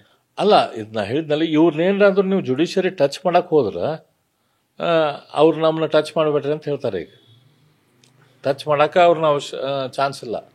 ಅವ್ರನ್ನ ಯಾರು ಇವತ್ತು ನಮ್ಮ ಕರ್ನಾಟಕ ರಾಜ್ಯದ ಮುಖ್ಯಮಂತ್ರಿ, ಅವ್ರ ಮೇಲೆ ಇಷ್ಟು ನಾವು ಅಲಿಗೇಷನ್ ಮಾಡ್ತಿರ್ತೇವೆ ನಾವು ವಿರೋಧ ಪಕ್ಷದವ್ರು. ಹೌದು, ಈಗ ಅವ್ರು ಏನಾರ ಸ್ವಲ್ಪ ಏನಾರ ಜುಡಿಷಿಯರಿ ಬಗ್ಗೆ ಏನಾರ ಇದು ಸೀಟಿಗೆ ಎಬ್ಸಿದ್ರು ಅಂತ ತಿಳ್ಕೊರು ಜುಡಿಷಿಯರಿ ಅವ್ರ ಮೇಲೆ ಏನು ಬೇಕಾದ ಆರ್ಡರ್ ಕೊಡ್ಬೋದು. ಪ್ರೈಮ್ ಮಿನಿಸ್ಟ್ರಿಗೂ ಕೊಡ್ತಾರೆ ಅವರು, ನಮ್ಮ ಹೋಮ್ ಮಿನಿಸ್ಟ್ರಿಗೂ ಕೊಡ್ತಾರೆ, ನಮ್ಮ ಲಾ ಮಿನಿಸ್ಟ್ರಿಗೂ ಕೊಡ್ತಾರೆ, ಏನು ಬೇಕಾದ್ರೂ ಕೊಡ್ತಾರೆ. ಜನರ ತಲೆಗೆ ಏನೈತಿ, ಕೋರ್ಟ್ ಕೊಟ್ಟಿದ್ದೆಲ್ಲ ಕರೆ ಅಂತ. ಕೋರ್ಟ್ದಲ್ಲಿ ನ್ಯಾಯ ಸಿಗೋದಿಲ್ಲ, ಜಜ್ಮೆಂಟ್ ಸಿಗ್ತೈತೆ. ಆದರೆ ನಮ್ಮ ಜನರ ಪರ್ಸೆಪ್ಷನ್ ಏನು, ಕೋರ್ಟ್ದಲ್ಲಿ ಏನಾದರೂ ಮಾಡಿದ್ರೆ ಅದು ಸರಿ. ಹಾಗಾಗಿ ರಾಜಕಾರಣಿಗಳು ಐತಲ್ಲ, ಯಾಕಪ್ಪ ಇವ್ರ ಸುದ್ದಿಗೆ ಹೋಗೋದು, ನಮ್ಮ ಅಷ್ಟಕ್ಕೆ ನಾವು ಇರೋದು. ಸೊ ನಿಜವಾದ ರಿಫಾರ್ಮ್ಸ್ ಇವತ್ತು ಆಗ್ಬೇಕಾದ್ದು, ನಾ ಹೇಳಿದ್ನಲ್ಲ, ನಾ ತೆಳಗಾಗ್ಬೇಕಂದ್ರೆ ನನಗೆ ಅವೇರ್ನೆಸ್ ಬೇಕು ಮೊದಲು. ಈಗ ಯಾರೋ ಒಬ್ಬ ಮನುಷ್ಯ ದಪ್ಪದಾನಂತಂದ್ರೆ ಅವ್ನು ತೆಳಗಾಗ್ಬೇಕಂದ್ರೆ ಅವಂಗೆ ಅವ್ರ ಇವತ್ತು ಈ ದೇಶ ಸುಧಾರಿಸೋದು, ಈ ರಾಜ್ಯ ಸುಧಾರಿಸೋದು ಕೇವಲ ರಾಜಕಾರಣಿಗಳ ದಿಂದ ಸಾಧ್ಯ ಇಲ್ಲ. ಇದು ಅವು ಅಂಗಗಳದಲ್ಲ, ಅವ್ರ ಕೆಲಸ ಅವರ ಮಾಡಬೇಕಾಗ್ತದೆ, ಅವ್ರ ಕೆಲಸ ಅವ್ರು ಸುಧಾರಿಸ್ಬೇಕಾಗ್ತದೆ. ಸರ್, ನಿಮ್ಮ ಪ್ರಕಾರ ಹಾಗಿದ್ರೆ ಈಗ ಕಾರ್ಯಾಂಗ ಸುಧಾರಣೆಗೆ ನ್ಯಾಯಾಂಗನೇ ಇದಾಗಬೇಕು ಅಂತ ಹೇಳ್ತಿದ್ದೀರಾ. ಹಾಗಾದರೆ ಶಾಸಕಾಂಗಕ್ಕೆ ಸುಧಾರಣೆ ಬೇಡವಾ ಅಂತ? ಶಾಸಕಾಂಗದಲ್ಲಿ ಸುಧಾರಣೆಗಳು ಬೇಡವಾ? 100% ಶಾಸಕಾಂಗದಲ್ಲಿ ಸುಧಾರಣೆ ಬೇಕಾಗೈತೆ. ಆದರೆ ಕಂಪೇರ್ ಟು ನೀವು ಅದರ್ 2 ಪಿಲ್ಲರ್ಸ್ ಏನದಾವಲ್ಲ, ಹೌದು, ಶಾಸಕಾಂಗದ ಸ್ಕ್ರೂಟಿನಿ ಭಾಳ ಆಗುತ್ತೆ. ಹೆಂಗೆ ಸರ್? ಶಾಸಕಾಂಗದ ಸ್ಕ್ರೂಟಿನಿ 5 ವರ್ಷಕ್ಕೊಮ್ಮೆ ಜನರು ಮಾಡ್ತಾರೆ. 5 ವರ್ಷಕ್ಕೊಮ್ಮೆ ನಾವು ಜನರ ಹತ್ರ ಹೋಗಲೇಬೇಕಾಗುತ್ತೆ. ಅಲ್ಲಿ 100% ಜನರು ನಮ್ದು ಥರವಾಗಿ ಸ್ಕ್ರೂಟಿನಿ ಮಾಡ್ತಾರೆ. ಅದ್ರ ಮೇಲೆ ಅದು ವೈಯಕ್ತಿಕ ವ್ಯಕ್ತಿನ ಸ್ಕ್ರೂಟಿನಿ ಮಾಡ್ತಾರೆ. ಒಂದು ಇದಕ್ಕೆ ನೀವು ಸರ್, ನೀವು ಇವಾಗ ಹೇಳಿದ್ರೆ 5 ವರ್ಷಕ್ಕೆ ಜನರ ಹತ್ರ ಹೋಗಲೇಬೇಕು ಅಂತ. ಸರ್, ಈ ನಿಮ್ಗನ್ಸೋ ಪ್ರಕಾರ ಫೇರ್ ಆಗಿ ಇಲೆಕ್ಷನ್ಸ್ ನಡೀತಾ ಇದೆಯಾ? ಜನಸಾಮಾನ್ಯನ ಕ್ವೆಶನ್ಸ್. ಒಬ್ಬ ರಾಜಕಾರಣಿ ಒಂದು ಎಲೆಕ್ಷನ್ ಆಗಬೇಕು ಅಂದ್ರೆ ಇವಾಗ ಜನಸಾಮಾನ್ಯನಿಗೆ ಅವ್ರು ಕೋಟಿಗಟ್ಟಲೆ ಖರ್ಚು ಮಾಡಿದ್ರೆ ಮಾತ್ರ ಒಬ್ಬ MLA ಆಗ್ಬೋದು, MP ಆಗ್ಬೋದು ಅಂತ ಹೇಳೋ ಒಂದು ಮೈಂಡ್ ಸೆಟ್ ಇದೆ. ಯಾವ ರಾಜಕಾರಣಿಗೆ ಅಥವಾ ಯಾವ ನಾಯಕನಿಗೆ ದುಡ್ಡು ಖರ್ಚು ಮಾಡೋಕ್ಕಾಗಲ್ಲ ಅಂಥವನು MP ಉದಾಹರಣೆ ಕೆಲವೊಂದು ಎಕ್ಸಾಂಪಲ್ಸ್ ಇದೆ. ಇಲ್ಲದೆ ಈಗ ಕೆಲವೊಂದು ಭಾಗದಲ್ಲಿ ನಾವು ನೋಡಿದ್ದೇವೆ, ದುಡ್ಡು ಖರ್ಚು ಮಾಡದೆ ಎಲೆಕ್ಷನ್ ಮಾಡಿದ್ರು. ಸೌತ್ ಕನ್ನಡದಲ್ಲಿ ಸುಳ್ಯದಲ್ಲೇ ಆಗುತ್ತೆ. ಹೌದು, ನಮ್ಮೂರಲ್ಲಿ ಹೆಮ್ಮೆ ಇದೆ ಸರ್, ನನ್ನ ಕ್ಷೇತ್ರದಲ್ಲಿ ದುಡ್ಡು ಖರ್ಚು ಆಗತ್ತೆ ಅಂತ. ಅದೇ in general sir, public opinion ಹಂಗಿದೆ. ಹಾಗಿರ್ಬೇಕಾದ್ರೆ ನಾವು ಶಾಸಕಾಂಗದ ರಿಫಾರ್ಮ್ ಸ್ಕ್ರೂಟಿನಿ ಎಷ್ಟು ನಾವು ಅದನ್ನ ಒಪ್ಪಿಕೊಳ್ಬೋದು ಅಂತ? ಕರೆಕ್ಟ್, ನೀವು ಹೇಳಿದ್ರೆ ನಾ ಹೇಳಿದ್ನಲ್ಲ, ಶಾಸಕಾಂಗದಲ್ಲಿ ಕೂಡ ಸುಧಾರಣೆ ಅವಶ್ಯಕತೆ ಭಾಳ ಇದೆ. ಶಾಸಕಾಂಗದಲ್ಲಿ ಸುಧಾರಣೆ ಬೇರೆ ಬೇರೆ ಹಂತದಲ್ಲಿ ಆಗಬೇಕಾಗಿದೆ. ಒಂದು ಟೋಟಲ್ ರಾಜಕಾರಣದ ನಮ್ಮ ವ್ಯವಸ್ಥೆ ಏನಿದೆ, ವ್ಯವಸ್ಥೆಯಲ್ಲಿ ನಮ್ಮ ಸಮಾಜದಲ್ಲಿ ದುಡ್ಡಿದ್ದವನು ದೊಡ್ಡಪ್ಪ ಅನ್ನುವಂಥ ಪರಿಸ್ಥಿತಿ ಬಂದಿದೆ. ಯಾಕೆ ಹಂಗೆ ಬಂದೈತೆ ಅಂತಂದ್ರೆ, ಈ ದುಡ್ಡು ನೀವು ಹೆಂಗೆ ಮಾಡಿದರೂ ಕೂಡ ಅದಕ್ಕೆ ಮಾನ್ಯತೆ ಇದೆ. ಇವತ್ತು ಯಾರಾದರೂ ಒಬ್ಬ ತಪ್ಪು ದಾರಿಯಲ್ಲಿ ದುಡ್ಡು ಮಾಡಿದರೆ ಅವನಿಗೆ ಶಿಕ್ಷೆ ಇಲ್ಲ ನಮ್ಮ ಸಮಾಜದಲ್ಲಿ. ಯಾಕಂದರೆ ಜುಡಿಷಿಯರಿ ಫೇಲ್ ಆಗಿದೆ. ಇವತ್ತು ಯಾರಿಗಾರು ನೀವು ಅವ್ನು ಬ್ಯಾಂಕ್ ಲೂಟಿ ಮಾಡ್ಕೊಂಬಂದು ಒಂದು ಒಳ್ಳೆ ಮನೆ ಕಟ್ಟಿದ್ದಾನೆ, ಕಾರ್ ಕಟ್ಟಿದ್ದಾನೆ, ಜನರಿಗೆಲ್ಲ ತ್ರಾಸು ಕೊಟ್ಟು ಅವ್ನು ವೆಹಿಕಲ್ ತೊಗೊಂಡಿದ್ದಾನೆ, ಕಾರ್ ತೊಗೊಂಡಿದ್ದಾನೆ, ಮನೆ ತೊಗೊಂಡಿದ್ದಾನೆ ಅಂದ್ರೆ ಅವ್ನು ಪನಿಷ್ಮೆಂಟ್ ಇಲ್ಲ ಅಂತ ಅನ್ಕೊಳ್ಳಿ ಬೇರೆಯವ್ರು ಅನ್ಕೊಂತಾರೆ ಅವ್ನು ಮಾಡ್ತಾ ಇದ್ದಿದ್ದ ಸರಿ. ಇವತ್ತೊಬ್ಬ ಭ್ರಷ್ಟ ರಾಜಕಾರಣಿ ಇರ್ತಾನೆ, ಒಬ್ಬ ಭ್ರಷ್ಟ ಅಧಿಕಾರಿ ಇರ್ತಾನೆ, ಅವ್ನು ದುಡ್ಡು ಮಾಡ್ಯಾನಂತಂದ್ರೆ ಜನ ಅವಂಗೆ ಪನಿಷ್ಮೆಂಟ್ ಇಲ್ಲ ಅಂತ ಅನ್ಕೊಳ್ಳಿ, ಹೌದು ಬಿಡಪ್ಪ ಅವನಂಗೆ ನಾವು ಆಗೋಣ, ಆ ರಾಜಕಾರಣಿ ಹಂಗೆ ನಾವು ರಾಜಕಾರಣಿ ಆಗೋಣ, ಆ ಅಧಿಕಾರಿ ಹಂಗೆ ನಾವು ಅಧಿಕಾರಿ ಆಗೋಣ. ಯಾಕಂದ್ರೆ ನಾವು ದುಡ್ಡು ಮಾಡಿದಾನ, ಅವನ ಹೆಂಡತಿ ಮಕ್ಕಳು ಅವ್ನು ಚೆನ್ನಾಗಿದ್ದಾರೆ, ನಾವು ದುಡ್ಡು ಮಾಡಿಲ್ಲ, ನಾವು ಚೆನ್ನಾಗಿಲ್ಲ, ನಾವು ಚೆನ್ನಾಗಿ ನಮ್ಗೆ ಮನ್ಯಾಗ ಹೆಂಡತಿ ಮಕ್ಕಳು ಬೈತಾರೆ. ಅದೇ ರೀತಿ ನಾವು ಹಂಗಿರೋಣಂತ. ಸೊ ನಮ್ಮಲ್ಲಿ ಸಿಸ್ಟಮ್ದಲ್ಲಿ ಐತಲ್ಲ, ತಪ್ಪು ಮಾಡಿದವ್ರಿಗೆ ಏನು ಪನಿಷ್ಮೆಂಟ್ ಆಗ್ತಾ ಇಲ್ಲಲ್ಲ, ಹೌದು, ಅದು that is breeding bad officers, bad executives, bad politicians. So that is one reality. ಅದರ ಜೊತೆ ನಮ್ಮಲ್ಲಿ ರಾಜಕಾರಣಕ್ಕೆ ಯಾರು ಬರ್ತಾರೆ, ಇವತ್ತು ರಾಜಕಾರಣಕ್ಕೆ ಯಾರು ಬರ್ತಿದ್ದಾರೆ ಅಂತಂದ್ರೆ, ಒಂದು ಭಾಳ ದುಡ್ಡಿದ್ದವ್ರು ಬರ್ತಿದ್ದಾರೆ ಇಲ್ಲಿ. ಹೌದು, ದುಡ್ಡಿದ್ದವ್ರು ಬಂದು ದುಡ್ಡು ಖರ್ಚು ಮಾಡಿ ರಾಜಕಾರಣದಲ್ಲಿ ಇದ್ದಾರೆ. ಆ ತಮ್ಮ ದುಡ್ಡನ್ನು ಇಲ್ಲಿದ್ದುಕೊಂಡು ಬೆಳೆಸ್ಕೊಳ್ಳುವಂಥ ಸಿಸ್ಟಮ್. ಅಂದರೆ ರಿಯಲ್ ಎಸ್ಟೇಟ್ ದಂಧೆ ಇರ್ತೈತಿ. ರಿಯಲ್ ಎಸ್ಟೇಟ್ ಮಾಡಲಿಕ್ಕೆ ಅವರಿಗೆ ರಾಜಕಾರಣದ ಪ್ರೊಟೆಕ್ಷನ್ ಬೇಕು. ಯಾಕಂದ್ರೆ ಕಾನೂನು ಇಲ್ಲಿ ನಡೆಯಲ್ಲ ನಮ್ಮ ದೇಶದಲ್ಲಿ. ರಾಜಕಾರಣದ ಸಹಾಯ ಬೇಕು ತಮ್ಮ ವ್ಯಾಪಾರ ಮಾಡೋಕೆ. ಅಂಥವ್ರು ಇಲ್ಲಿ ಬರ್ತಾರೆ, ದುಡ್ಡು ಖರ್ಚು ಮಾಡ್ತಾರೆ, ಬರ್ತಾರೆ, ಅದ ದುಡ್ಡನ್ನು ಮತ್ತು ಫ್ಲೋ ಬ್ಯಾಕ್ ಮಾಡ್ತಾರೆ ಇದರಲ್ಲಿ, ಅದಕ್ಕೆ ಅದನ್ನು ಕೊಡ್ತಾರೆ. ಇಲ್ಲ, ಈ ಸಿಸ್ಟಮಿಗೆ ಬಂದು ಇದನ್ನು ವ್ಯಾಪಾರ ಮಾಡ್ಕೋಬೇಕು. ಓಕೆ ಸರ್, ನೀವು ಹೇಳಿದ ಕ್ವೆಶನ್ಗೆ ನನ್ನೊಂದು ಕೌಂಟರ್ ಕ್ವೆಶನ್ ಇದೆ ಸರ್. ಈಗ ಸೆಂಟ್ರಲಲ್ಲಿ ನಿಮ್ಮದೇ ಸರ್ಕಾರ ಇದೆ. ಪ್ರಧಾನ ಮಂತ್ರಿ ಮೋದಿ ಅವರದ್ದೊಂದು ನಾನು ಮನ್ ಕಿ ಬಾತಲ್ಲಿ ಅವ್ರು ಹೇಳಿದರು, ಯಾರು ರಾಜಕೀಯ ಹಿನ್ನೆಲೆಯಲ್ಲಿ ಇಲ್ಲದೆ ಇರುವ ಸಾಮಾನ್ಯ ಕಾರ್ಯಕರ್ತನಿಗೆ ಈ ಸಲ 1 ಲಕ್ಷ ಜನ ಅಂಥವ್ರನ್ನ ನಾಯಕನನ್ನಾಗಿ ಬೆಳೆಸಬೇಕು ಅಂತ. ಸೊ ಇದು ಸಾಧ್ಯ ಇದೆಯಾ?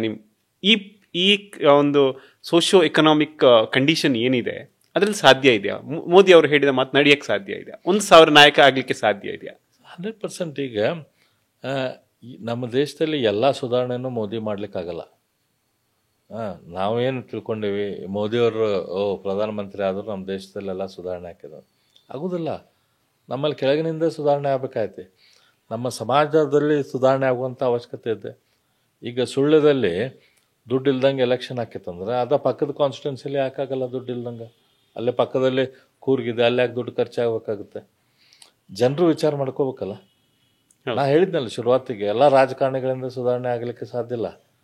ಇದರಲ್ಲಿ ಎಲ್ಲರದ್ದು ಭಾಗ ಇರುತ್ತೆ. ನಮ್ಮ ರಾಜಕಾರಣದಲ್ಲಿ 2 ವಿಷಯಗಳು ಭಾಳ ಮುಖ್ಯ. ರಾಜಕಾರಣಿಯಾಗಿ, ಸಕ್ಸಸ್ಫುಲ್ ರಾಜಕಾರಣಿಯಾಗಿ ಇವತ್ತು ನೀವು ಎಲೆಕ್ಟ್ ಆಗಬೇಕು, ಮುಂದುವರಿಬೇಕಂದ್ರೆ ಒಂದು ದುಡ್ಡು ಬೇಕು, 2ನೇದು ಜಾತಿ ಬೇಕು. ಈಗ ಪಾರ್ಟಿಗಳು ಟಿಕೆಟ್ ಕೊಡ್ಬೇಕಾದ್ರೆ ಏನು ಮಾಡ್ತಾರೆ, ಇವ ವಿನ್ನೇಬಿಲಿಟಿ ಏನಂತ ನೋಡ್ತಾರೆ. ಆ ವಿನ್ನೇಬಿಲಿಟಿ ನೋಡೋದ್ರಲ್ಲಿ ಏನು ನೋಡ್ತಾರೆ, ಅವನದು ಜಾತಿ ಸರಿ ಇದೆ ಇಲ್ಲ ಅಂತ ನೋಡ್ತಾರೆ. ಖಂಡಿತವಾಗಿ ಅವನ ಹತ್ರ ದುಡ್ಡು ಇದೆ ಇಲ್ಲ ಅಂತ ನೋಡ್ತಾರೆ. ಈ ಜಾತಿ ಪದ್ಧತಿ ನಮ್ಮಲ್ಲಿ ಹೋಗಾಕ ಇನ್ನೊಂದು 100 ವರ್ಷ ಹೋಗುತ್ತೆ, 150 ವರ್ಷ. ಪೂರ್ತಿ ಹೋಗೋದಿಲ್ಲ, ಕಡಿಮೆ ಆಗಲಿಕ್ಕೆ 100-150 ವರ್ಷ ಬೇಕಂತ ಇಟ್ಕೋರಿ. ಆದರೆ ದುಡ್ಡು ಏನಿದೆ ಅಲ್ಲ, ಇದ್ರ ಬಗ್ಗೆ ನಾವು ಒಂದೇನಾದರೂ ರಿಫಾರ್ಮ್ಸ್ ಮಾಡ್ಬೋದು. ಹೆಂಗಂತಂದ್ರೆ ಇವತ್ತು ನಮ್ಮ ಈ 3rd ಪಿಲ್ಲರ್ ಏನಿದೆ ಅಲ್ಲ, ನಮ್ಮದು ಕಾರ್ಯಾಂಗ ಶಾಸಕಾಂಗ ಆದ್ಮೇಲೆ ನಮ್ದು ಕಾರ್ಯಾಂಗ ನ್ಯಾಯಾಂಗ ಆದ್ಮೇಲೆ ಏನು ಶಾಸಕಾಂಗ ಏನು ಬಂತಲ್ಲ, ಈ ಶಾಸಕಾಂಗ 1951ಕ್ಕಿಂತ 47ಕ್ಕಿಂತ ಮೊದಲು ಇದ್ದಿದ್ದಿಲ್ಲ. ಹೌದು. 1947 ನಂತರ 1951ರಲ್ಲಿ ನಾವೇನು ಅಡಾಪ್ಟ್ ಮಾಡ್ಕೊಂಡಿವಿ ನಮ್ದು ಕಾನ್ಸ್ಟಿಟ್ಯೂಷನ್, ಅವಾಗ ಇದು ಬಂತು. ಆ ಸಂದರ್ಭದಲ್ಲಿ ನಮ್ಮ ಕಾನೂನು ಯಾರು ರಚನೆ ಮಾಡಿದರು, ಮೆಜಾರಿಟಿ ಆಫ್ ದೆಮ್ ಅವ್ರು ಯಾರಿದ್ರು ಅವ್ರು ಸ್ವಾತಂತ್ರ್ಯ ಹೋರಾಟಗಾರರಿದ್ರು. ಹೌದು, ಸ್ವಾತಂತ್ರ್ಯ ಹೋರಾಟಗಾರರು, ಅವ್ರು ನಮ್ಮ ಪಾಲಿಟಿಷಿಯನ್ಗಳಾದ್ರು ಆ ಟೈಮ್ದಲ್ಲಿ. ಈ ಸ್ವಾತಂತ್ರ್ಯ ಹೋರಾಟಗಾರರ ಹಿನ್ನೆಲೆಯನ್ನು ನೀವು ವಿಚಾರ ಮಾಡಿ ಸ್ವಲ್ಪ. ಮಹಾತ್ಮ ಗಾಂಧಿ ಇರ್ಬೋದು, ಸರ್ದಾರ್ ಪಟೇಲ್ ಅವ್ರು ಇರ್ಬೋದು, ನೆಹರು ಇರಲಿ, ಸುಭಾಷ್ ಚಂದ್ರ ಬೋಸ್ ಇರಲಿ, ಎಲ್ಲರೂ ಭಾಳ ದೊಡ್ಡ ಶ್ರೀಮಂತರ ಮನೆತನದಿಂದ ಬಂದವರು. ಅವರೆಲ್ಲರೂ ದೊಡ್ಡ ಶ್ರೀಮಂತರು. Majority of the politicians of that area they are all well to do. ಇದು ಅವ್ರಿಗೆ ಯಾರಿಗೂ ಕೂಡ ರಾಜಕಾರಣ ಒಂದು ಫುಲ್ ಟೈಮ್ ಪ್ರೊಫೆಷನ್ನು, ಅಥವಾ ರಾಜಕಾರಣಕ್ಕೆ ದುಡ್ಡು ಬೇಕಾಗತ್ತೆ, ರಾಜಕೀಯ ವ್ಯವಸ್ಥೆಗೆ ದುಡ್ಡು ಬೇಕಾಗ್ತೈತೆ ಅನ್ನೋಂಥ ಕಲ್ಪನೆ ನನಗನ್ಸಿದ ಮಟ್ಟಿಗೆ ಇದ್ದಿದ್ದಿಲ್ಲ. ಆ ಟೈಮ್ದಲ್ಲಿ ನಮ್ಮ ದೇಶದ ಸ್ವಾತಂತ್ರ್ಯ ಸಿಕ್ಕಂಥ ಸಂದರ್ಭದಲ್ಲಿ ಇದ್ರ ಬಗ್ಗೆ ಹೆಚ್ಚು ಚರ್ಚೆ ಆಗಲಿಲ್ಲ, ಹೆಚ್ಚು ವಿಚಾರ ಮಂಡನೆ ಆಗಲಿಲ್ಲ. ನೀವು ನಮ್ಮದು ಕಾನ್ಸ್ಟಿಟ್ಯೂಂಟ್ ಅಸೆಂಬ್ಲಿ ಡಿಸ್ಕಷನ್ ಕೂಡ ತೆಗೆದು ಓದಿದ್ರೆ, ನಮ್ಮ ದೇಶದಲ್ಲಿ ಸುಮಾರು 2 ವರ್ಷ ಮೇಲೆ, 2 ವರ್ಷ 11 ತಿಂಗಳು 19 ದಿನ ಇದ್ರ ಬಗ್ಗೆ ಚರ್ಚೆ ಆಯಿತು. ಅದರಲ್ಲಿ ಅದರ ಚರ್ಚೆಯನ್ನು ನೀವು ತೆಗೆದು ನೋಡಿದ್ರೆ ನಮ್ಮ ಇದ್ರ ಬಗ್ಗೆ ಚರ್ಚೆನೇ ಆಗಿಲ್ಲ. ಇದು ರಾಜಕೀಯ ವ್ಯವಸ್ಥೆ, ರಾಜಕೀಯ ಪಕ್ಷಗಳು, ಇದಕ್ಕೆ ರಾಜಕಾರಣಿಗಳಿಗೆ ದುಡ್ಡು ಎಲ್ಲಿಂದ ಬರಬೇಕು, ಹಿಂಗೆ ಬರಬೇಕು, ಅವ್ರಿಗೆ ಹೆಂಗೆ ಬರಬೇಕು. ಈಗ ಅವರು ಕೂಡ ಬೇರೆಯವ್ರಂಗ ಅವರು ಕೆಲಸ ಮಾಡಬೇಕು. ಹೌದು. ಬೇರೆಯವ್ರಿಗೆ ಇನ್ನೂ ವಾರದಾಗ 6 ದಿನ ಕೆಲಸ ಮಾಡ್ತಾರೆ, 5 ದಿನ ಕೆಲಸ ಮಾಡ್ತಾರೆ. ರಾಜಕಾರಣಿಗಳು ವಾರದಾಗ 7 ದಿನ ಕೆಲಸ ಮಾಡ್ತಾರೆ, ಒಂದು 24 ತಾಸು ಕೆಲಸ ಮಾಡ್ತಾರೆ. ಟೈಮ್ ಇಲ್ಲ. ನಮಗೂ ಅಸಿಸ್ಟೆಂಟ್ಗಳು ಬೇಕು, ನಮಗೂ ಸಹಾಯಕರು ಬೇಕು, ನಮಗೂ ಆಫೀಸ್ ಇರಬೇಕು, ನಮ್ಮದು ಕಾರ್ ಇರಬೇಕು, ನಮಗೂ ಪೆಟ್ರೋಲ್ ಖರ್ಚಿರುತ್ತೆ, ನಮ್ಮದು ಟ್ರಾವೆಲ್ ಖರ್ಚಿರುತ್ತೆ. ಇದೆಲ್ಲ ಖರ್ಚು ಎಲ್ಲಿಂದ ಕೊಡ್ತಾರೆ? ನನಗೊಂದು ಕ್ವೆಶನ್ ಇದು ಕೇಳಿರೋ ಕಾರಣ ಸರ್, ನಿಮ್ಗೆ ಇವಾಗ ಏನು ರೆಮ್ಯುನರೇಷನ್ ಬರುತ್ತೆ, ಸಾಕಾಗತ್ತಾ? 100% ಸಾಕಾಗೋದಿಲ್ಲ. ರಾಜಕಾರಣಿಗಳಿಗೆ ರೆಮ್ಯುನರೇಷನ್ ಸಾಕಾಗೋದೇ ಇಲ್ಲ. ಪೀನಟ್ಸ್ ಕೊಡ್ತಾರೆ. ಈಗ ಐತಲ್ಲ ನಮಗೆ ಕೊಡುವಂಥ ಇದು ಪಗಾರ ಏನಿದೆ ಅಲ್ಲ, ಭಾರಿ ಕಡಿಮೆ ಪಗಾರ. ನನಗೈತಲ್ಲ ಈಗ 6 ತಿಂಗಳಿಗೆ ನನಗನ್ಸಿದ ಮಟ್ಟಿಗೆ ನಂಗೆ ಸರಿಯಾದ ಇದು 1 ಲಕ್ಷ ರೂಪಾಯಿನ ಟ್ರಾವೆಲ್ ಎಕ್ಸ್ಪೆನ್ಸ್ ಕೊಡ್ತಾರೆ. ಹೌದು. ನಾವು ಹುಬ್ಳಿಯಿಂದ ಬರ್ತೇವೆ. ಸಪೋಸ್ ಇಲ್ಲಿ ಹುಬ್ಳಿಯಿಂದ ನಮ್ಗೆ ವಿಮಾನದಾಗ ನಾವು ಬಂದೀವಂತಂದ್ರೆ ಕನಿಷ್ಠ 7,000-8,000 ರೂಪಾಯಿ ಒಂದು ಸೈಡ್ ಒನ್ ವೇ ಟಿಕೆಟ್ ಇರ್ತೈತೆ. ನಮ್ಮವೆಲ್ಲ ಲಾಸ್ಟ್ ಮೂಮೆಂಟಿಗೆ ಪ್ರೋಗ್ರಾಮ್ ಫಿಕ್ಸ್ ಆಗ್ತವೆ ಯೂಶಲಿ ರಾಜಕಾರಣಿಗಳು, ಕಂಟಿನ್ಯೂಸ್ ಪ್ರೋಗ್ರಾಮ್. ಸೊ 8-9 ಸಾವಿರ, 10 ಸಾವಿರ, ಒಂದು ಟೈಮ್ 11-12 ಸಾವಿರ, 13 ಸಾವಿರ ರೂಪಾಯಿ ಟಿಕೆಟ್. ಹೋಗೋದು ಅಷ್ಟೇ 8-10 ಸಾವಿರ ರೂಪಾಯಿ ಟಿಕೆಟ್ ಇರ್ತದೆ. ಆಮೇಲೆ ಅಲ್ಲಿ ಏರ್ಪೋರ್ಟ್ದಿಂದ ಇಲ್ಲಿಗೆ ನಾವು ಬರಬೇಕು, ಇಲ್ಲಿಂದ ಹೋಗ್ಬೇಕು.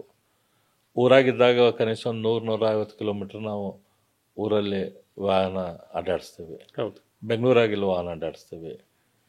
ಇದ್ರದ್ದೆಲ್ಲ ಖರ್ಚು ಎಲ್ಲಿ? ನಮ್ಮ ಕಾರ್ ಸತೆ ಇಲ್ಲ ಸರ್ಕಾರದಿಂದ. ನಾವು ಎಮ್ ಎಲ್ ಎಗಳು ನಮ್ಗೆ ಅಡ್ಡಾಡೋಕ್ಕೆ ಕಾರ್ಗಳು ಬೇಕಲ್ಲ, ಹೌದು. ಕಾರ್ ಇಲ್ಲ ನಮ್ಗೆ.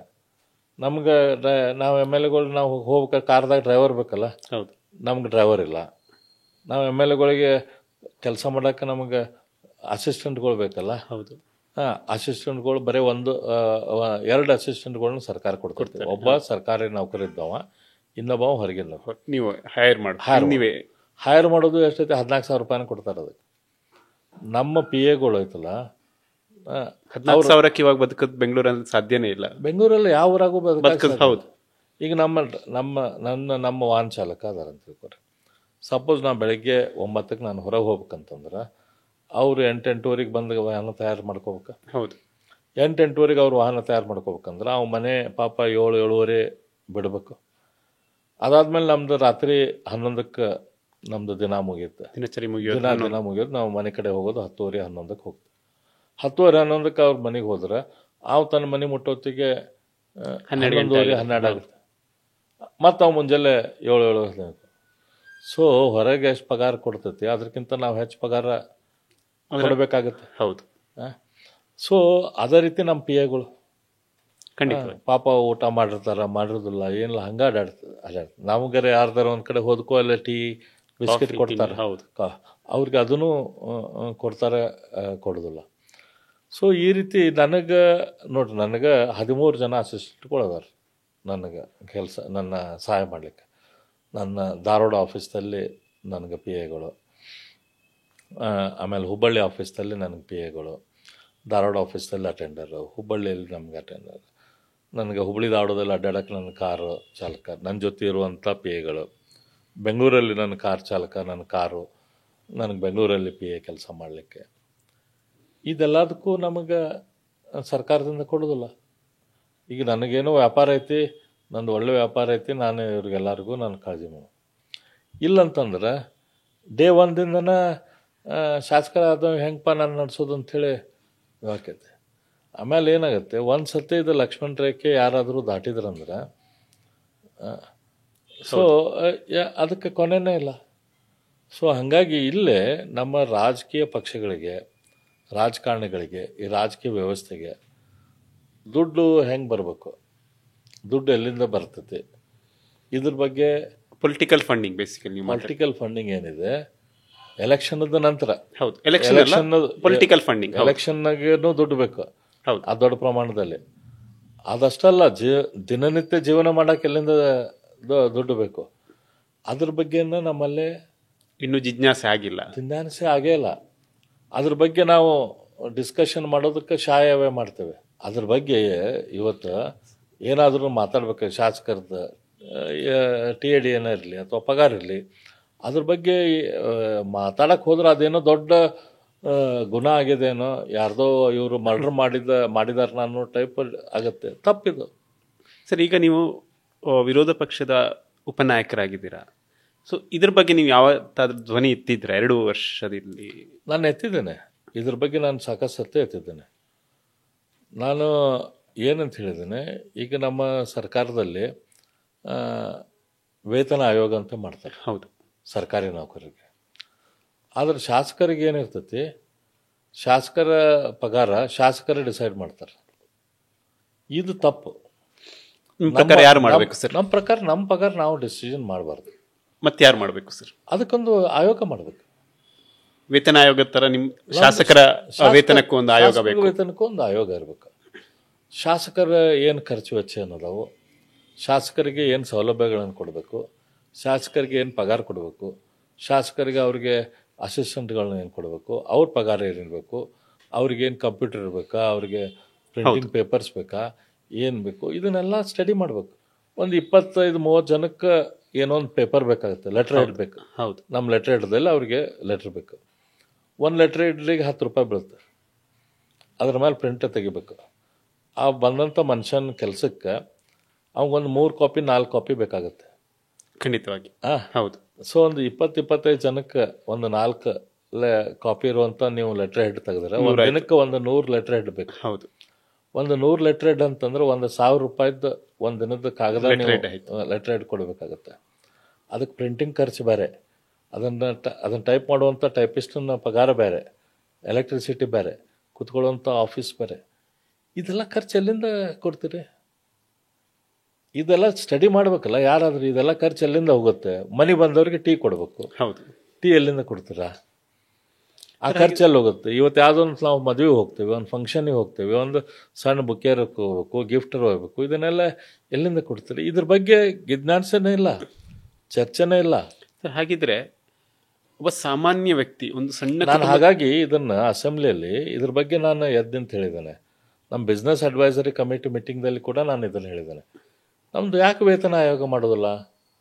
ನಾವು ಮುಖ್ಯಮಂತ್ರಿಗಳಿಗೆ ಬಿಸ್ನೆಸ್ ಅಡ್ವೈಸರಿ ಕಮಿಟಿಯಲ್ಲಿ ಹೇಳಿದೆ, ಇದ್ರ ಬಗ್ಗೆ ವೇತನ ಆಯೋಗ ಮಾಡಿರಿ, ನಮ್ಮದು ಹಿಂಗೆ ಪಗಾರ ಏರಿಸ್ಬೇಡಿ ಅಂಥೇಳಿ. ಹೊರಗೆ ಬಂದು ಮುಖ್ಯಮಂತ್ರಿಗಳು ಹೇಳಿದ್ರೆ, ಇಲ್ಲ ವಿರೋಧ ಪಕ್ಷದ ಉಪನಾಯಕ ಅರವಿಂದ್ ಬೆಲ್ಲದವರು ಸ್ಯಾಲ್ರಿ ಹೈಕ್ ಮಾಡ್ರಿ ಅಂತ ಹೇಳಿದ್ರು. ನಾನು ಸ್ಯಾಲ್ರಿ ಹೈಕ್ ಮಾಡಿ ಅಂತ ಹೇಳಿಲ್ಲ, ನಾಳೆ ಇದು ವೇತನ ಆಯೋಗ ಮಾಡಿ ಸ್ಟಡಿ ಮಾಡಿ. ಸರ್, ಹಾಗಿದ್ರೆ ನನ್ನೊಂದು ಇದು, ಒಬ್ಬ ಸಾಮಾನ್ಯ ವ್ಯಕ್ತಿ ಒಂದು MLA ಆದ ಅಂದರೆ ಅವನ ಜೀವನ ತುಂಬ ಕಷ್ಟ ಇರುತ್ತೆ. ಹಾಗಿದ್ರೆ ಮ್ಯಾನೇಜ್ ಮಾಡೋದು ತುಂಬ ಕಷ್ಟ ಆಗಿಬಿಡುತ್ತೆ. ಹಾಗಿದ್ರೆ ಹೌದು. ನಮ್ಮಲ್ಲಿ ಕಿಮಾನೆ ರತ್ನಾಕರ್ ಅಂಥೇಳಿ ಮಿನಿಸ್ಟರ್ ಇದ್ದರು. ಹೌದು. ಕಾಂಗ್ರೆಸ್ ಪಕ್ಷದಿಂದ ಅವರೊಬ್ಬರು ಶಿಕ್ಷಕರು ಆಗಿದ್ರು. ನನಗೆ ಗೊತ್ತಿಲ್ಲ, ನಾನು ಕೇಳಿದ್ದೇನೆ ಇದು ಅಸೆಂಬ್ಲಿಯಲ್ಲಿ, ನಾನು ಇದ್ರ ಬಗ್ಗೆ ಕೇಳಿದ್ದೆ. ಯಡಿಯೂರಪ್ಪನವರು ಅವಾಗ ಉಪಮುಖ್ಯಮಂತ್ರಿ ಆಗಿದ್ದರು, ಫೈನಾನ್ಸ್ ಮಿನಿಸ್ಟರ್ ಕೂಡ ಆಗಿದ್ದರು. ಅವ್ರ ಪಕ್ಕದ ಕ್ಷೇತ್ರ ಮತ್ತೆ JDS ಅಲಯನ್ಸ್ ಇತ್ತು. 2008 ಅಲಯನ್ಸ್ದಲ್ಲಿ ಆಗಿತ್ತು. ಅವ್ರ ಪಕ್ಕದ ಕ್ಷೇತ್ರ ತೀರ್ಥಹಳ್ಳಿಯಿಂದ ಇವರು ಆರಿಸಿ ಬಂದಿದ್ದು ಕಿಮಾನೆ ರತ್ನಾಕರ್, ಕಾಂಗ್ರೆಸ್ MLA. ಅವ್ರ ಶಿಕ್ಷಕರಿದ್ದವರು ಶಾಸಕರಾಗಿ ಆರಿಸಿ ಬಂದರು. ಅವ್ರು ಶಾಸಕರಾಗಿ ಆಯ್ಕೆ ಆಗಿ 2 ತಿಂಗಳ ನಂತರ ಅವ್ರು ರಾಜೀನಾಮೆ ಕೊಡಕ್ಕೆ ಹೋದ್ರಂತ. ಯಾಕಂತಂದರೆ, ಇಲ್ಲಪ್ಪ ಇಷ್ಟು ಖರ್ಚು ಎಲ್ಲಿಂದ ನಾನು ಕೊಡಲಿ, ನನಗೆ ಜನರಿಗೆ ಟೀ ಕುಡಿಸ್ಲಿಕ್ಕಾಗಲ್ಲ, ನನ್ನ ಕೆಲಸ ಮಾಡೋಕ್ಕಾಗೋದಿಲ್ಲ ಇಷ್ಟು ಕಡಿಮೆ ಪಗಾರದಲ್ಲಿ, ನನಗೆ ಈ ಶಾಸಕದ ಕೆಲಸ ನಂಗೆ ಮಾಡೋಕ್ಕಾಗಲ್ಲ ಅಂಥೇಳಿ. ಆವಾಗ ಸ್ವಲ್ಪ ಮಟ್ಟಿಗೆ ಯಡಿಯೂರಪ್ಪನವರು ಫೈನಾನ್ಸ್ ಮಿನಿಸ್ಟರ್ ಇದ್ದರು, ಉಪಮುಖ್ಯಮಂತ್ರಿ ಇದ್ದರು. ಅವ್ರು ಕುಮಾರಸ್ವಾಮಿ ಅವ್ರಿಗೆ ಮಾತಾಡಿ ಸ್ವಲ್ಪ ಮಟ್ಟಿಗಿನ ಪಗಾರ ಏರಿಸಿದ್ರಂತ. ಈ ಸಿಸ್ಟಮ್ ಹೆಂಗಿದೆ ಅಂತಂದ್ರೆ, ಇವತ್ತು ನೀವು ಒಂದು ಭಾಳ ದೊಡ್ಡದ ಇಲ್ಲಿ ಬರಬೇಕು, ಇಲ್ಲಂತಂದ್ರೆ ಇಲ್ಲಿ ಬಂದು ದುಡ್ಡು ಮಾಡೋಕ್ಕೆ ಶುರು ಮಾಡಬೇಕು. ಇಲ್ಲಿ ಜೀವನ ನಡೆಸ್ಬೇಕಂತಂದ್ರೆ 2 ಸಿಸ್ಟಮ್ ಇಲ್ಲೇ. ಶಾಸಕರಾದವರು ಪ್ರಾಮಾಣಿಕವಾಗಿ ಕೆಲಸ ಮಾಡೋಕ್ಕೆ ಸಾಧ್ಯನೇ ಇಲ್ಲ, ಅಂಥ ಪರಿಸ್ಥಿತಿ ಐತಿ ಇವತ್ತು. ಸರ್, ಹಾಗಿದ್ರೆ ನಾವು ಯಾವುದೇ ರಿಫಾರ್ಮ್ಸ್ ಮಾತಾಡಿದ್ರು ಕೂಡ ನಾವು ಎಲ್ಲಿಂದ ಸ್ಟಾರ್ಟ್ ಮಾಡೋಕ್ಕಾಗತ್ತೆ? ಈಗ ಜುಡಿಷಿಯರಿಯಿಂದ ಶುರು ಮಾಡ್ಬೇಕು. ನಾವು ಕೇಳಿದ್ರೆ ಎಲ್ಲ ಕಡೆಯಿಂದೂ ಸೈಮಲ್ಟೇನಿಯಸ್ಲಿ ರಿಫಾರ್ಮ್ಸ್ ಅವಶ್ಯಕತೆ ಇದೆ. ಅದರಲ್ಲಿ ಮೇಜರ್ ಥ್ರಸ್ಟ್ ಜುಡಿಷಿಯರಿಂದ. ಇವತ್ತು ತಪ್ಪು ಮಾಡಿದವಂಗೆ ಪನಿಷ್ಮೆಂಟ್ ಆಗತ್ತಂದ್ರೆ, ಸರಿ ಇದ್ದಿದ್ದು ಸರಿ, ತಪ್ಪಿದ್ದಿದ್ದು ತಪ್ಪು ಅಂಥೇಳಿ ನಾವು ಯಾವಾಗ ಕಾನೂನಿನ ಪ್ರಕಾರ ಗುರುತಿಸೋಕೆ ಶುರು ಆಯ್ತು, ಪನಿಷ್ಮೆಂಟ್ ಶುರು ಆಕತ್ತಂದ್ರೆ ಸಮಾಜನೂ ಕೂಡ ಆ ದೃಷ್ಟಿಯಲ್ಲಿ ಹೋಗಕ್ಕೆ ಶುರು ಆಗ್ತದೆ. ಸಮಾಜ ಅದ್ರ ಜೊತೆ ಹೋಗೋದ್ರ ಜೊತೆ ಅಡ್ಮಿನಿಸ್ಟ್ರೇಟಿವ್ ಮತ್ತು ನಮ್ಮ ಶಾಸಕಾಂಗದಲ್ಲಿ ಸುಧಾರಣೆಗಳು ಸೈಮಲ್ಟೇನಿಯಸ್ಲಿ ಆಗಾಕತ್ತು ಅಂತಂದ್ರೆ ಆವಾಗ ಬದಲಾವಣೆ ಸಾಧ್ಯ ಆಗ್ತದೆ. ಆವಾಗೇನು ನಮ್ಮ ಮೋದಿಯವ್ರೇನು ಅಚ್ಚೆ ದಿನ ಅಂತ ಹೇಳ್ತಾರಲ್ಲ, ಆ ಅಚ್ಚೆ ದಿನ ಜನರಿಗೆ ಬರೋಕ್ಕೆ ಸಾಧ್ಯ ಆಗ್ತದೆ. ಸರ್, ನಾನು ಔಟ್ ಆಫ್ ಇದು ಸಬ್ಜೆಕ್ಟ್ ಸರ್, ನಾನು ಹೀಗೆ ಧಾರವಾಡದ ಮಂದಿ ಹತ್ರ ಮಾತಾಡಬೇಕಾದ್ರೆ, ನೆಕ್ಸ್ಟ್ ಪ್ರಹ್ಲಾದ್ ಜೋಶಿ ಅವರು ಉತ್ತರಾಧಿಕಾರಿ MP ಎಲೆಕ್ಷನ್ಗೆ ನೀವು ಆಗಿರ್ಬೋದು ಅಂತ ಹೇಳ್ತಾರೆ. ಅದ್ರ ಬಗ್ಗೆ ಅಂದರೆ ನಿಮಗೆ ನ್ಯಾಷನಲ್ ಪೊಲಿಟಿಕ್ಸ್ ಇಂಟ್ರೆಸ್ಟ್ ಇದೆಯಾ? ಇಲ್ಲ, ನಂಗೆ ನ್ಯಾಷನಲ್ ಪೊಲಿಟಿಕ್ಸ್ ಒಟ್ಟು ಇಂಟ್ರೆಸ್ಟ್ ಇಲ್ಲ. ಸರ್, ನಿಮಗೆ ರಾಜ್ಯದಲ್ಲಿ ಇನ್ನೂ ಯಾವ್ದಾದ್ರು ಜವಾಬ್ದಾರಿ ತಗೊಂಡು, ನೀವೀಗ ಹೇಳಿದೆ ರಿಫಾರ್ಮ್ಸ್ ಹೇಳಿದ್ರಿ, ಈಗ ವೇತನ ಆಯೋಗದ ಥರ ಶಾಸಕರಿಗೋಸ್ಕರ ಒಂದು ಹೊಸ ಕಮಿಷನ್ ಮಾಡಬೇಕು ಅಂತ, ನೀವು ಸಪೋಸ್ ಮುಂದಿನ ದಿನಗಳಲ್ಲಿ ನಿಮಗೆ ಆ ಥರದ ಯಾವುದಾದ್ರೂ ಅವಕಾಶ ಸಿಕ್ಕಿದ್ರೆ ನೀವು ಅದನ್ನು ಹೆಂಗೆ ಮಾಡ್ತೀರಾ ಸರ್? ನಾನು ಅವಕಾಶ ಸಿಕ್ಕರೆ ಸರ್ಟನ್ಲಿ ಇದೆಲ್ಲದು ಏನು ನಾನು ವಿಷಯ ನಿಮ್ಗೆ ಹೇಳಿದ್ನಲ್ಲ, ಇದಕ್ಕಿಂತ 100 ಪಟ್ಟು ಹೆಚ್ಚು ವಿಷಯಗಳ ಪಟ್ಟಿ ನಾನು ಮಾಡಿಟ್ಟಿದ್ದೇನೆ. ಪಟ್ಟಿಗಳಲ್ಲಿ ಕೆಲವುದನ್ನು ನಮಗೆ ಸರ್ಟನ್ಲಿ ನಾನು ಮಾಡ್ತೇನೆ. ಸರ್ಟನ್ಲಿ ಸಾಕಷ್ಟು ವಿಷಯಗಳು ಸುಧಾರಣೆ ಮಾಡಲಿಕ್ಕೆ ಸಾಕಷ್ಟು, ಶಿಕ್ಷಣ ಕ್ಷೇತ್ರದಲ್ಲಿರಲಿ, ನೀರಾವರಿ ಇರಲಿ, ಎನರ್ ಇರಿಗೇಷನ್ ಇರಲಿ, ಪ್ರತಿಯೊಂದರಲ್ಲಿ ಕೂಡ ನಾವು ಸುಧಾರಣೆ ಮಾಡೋಕ್ಕೆ ಸಾಧ್ಯ ಐತಿ. ನಾನು ಒಂದು ಸತ್ತೆ ಕೊರಿಯಾಕ್ಕೆ ಹೋಗಿದ್ದೆ.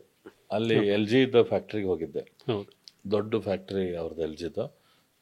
ಅವ್ರ ಫ್ಯಾಕ್ಟ್ರಿಯಲ್ಲಿ ದೊಡ್ಡ ದೊಡ್ಡ ಬೋರ್ಡ್ ಹಾಕಿದ್ದರು, 30% growth is possible, 10% growth impossible ಅಂತ. ಓಕೆ. ಅಂದ್ರೆ 30% ಜಂಪ್ ನಿಮ್ಗೆ ವ್ಯಾಪಾರ ಬೆಳೆಸ್ಬೇಕಂದ್ರೆ ಸಾಧ್ಯ ಆಗುತ್ತೆ, 10% ಜಂಪ್ ನೀವು ವ್ಯಾಪಾರ ಬೆಳೆಸ್ಬೇಕಂದ್ರೆ ಸಾಧ್ಯ ಆಗಲ್ಲ ಅಂತ. ಆಮೇಲೆ ಇನ್ನೊಂದು there is a saying in management, anything and everything can be improved by 30% ಅಂತ. ಓಕೆ ಓಕೆ, ಎಲ್ಲದೂ ಕೂಡ ಕನಿಷ್ಠ 30% ನಾವು ಸುಧಾರಿಸ್ಕೋಬೋದು. 1/3 ಯಾವಾಗಿದ್ದರೂ ಸುಧಾರಿಸ್ಬೋದು. ಅದು 1/3 ಸುಧಾರಿಸಿದ ಮೇಲೆ ಮತ್ತೆ ಅದರಲ್ಲಿ ಮತ್ತೆ 1/3 ಸುಧಾರಿಸ್ಲಿಕ್ಕೆ ಅವಕಾಶ ಇರುತ್ತೆ. ಖಂಡಿತವಾಗಿ ಈ ಸುಧಾರಣೆ ಅನ್ನೋದು ಸತತವಾಗಿ ಮಾಡಲಿಕ್ಕೆ ಸಾಧ್ಯ ಐತೆ. ಹಾಗಾಗಿ ನನಗೆ ಭರವಸೆ ಐತಿ, ನನಗೇನ ಇಲ್ಲ ಇವೇನು ಅದಾವಲ್ಲ ಇದೆಲ್ಲ ಸುಧಾರಣೆ ಮಾಡೋಕ್ಕೆ ಸಾಧ್ಯ ಆಕೈತಿ. ಎಲ್ಲ ಸುಧಾರಣೆ ಒಮ್ಮೆಲಿಗೆ ಒಬ್ಬರಿಂದ ಮಾಡಲಿಕ್ಕೆ ಆಗಲ್ಲ. ಆದರೆ ನಮ್ಮ ಕಾರ್ಯವ್ಯಾಪ್ತಿಯಲ್ಲಿ ನಾವು ಸರ್ಟನ್ಲಿ ಸುಧಾರಣೆ ನಾವು ಮಾಡ್ಬೋದು.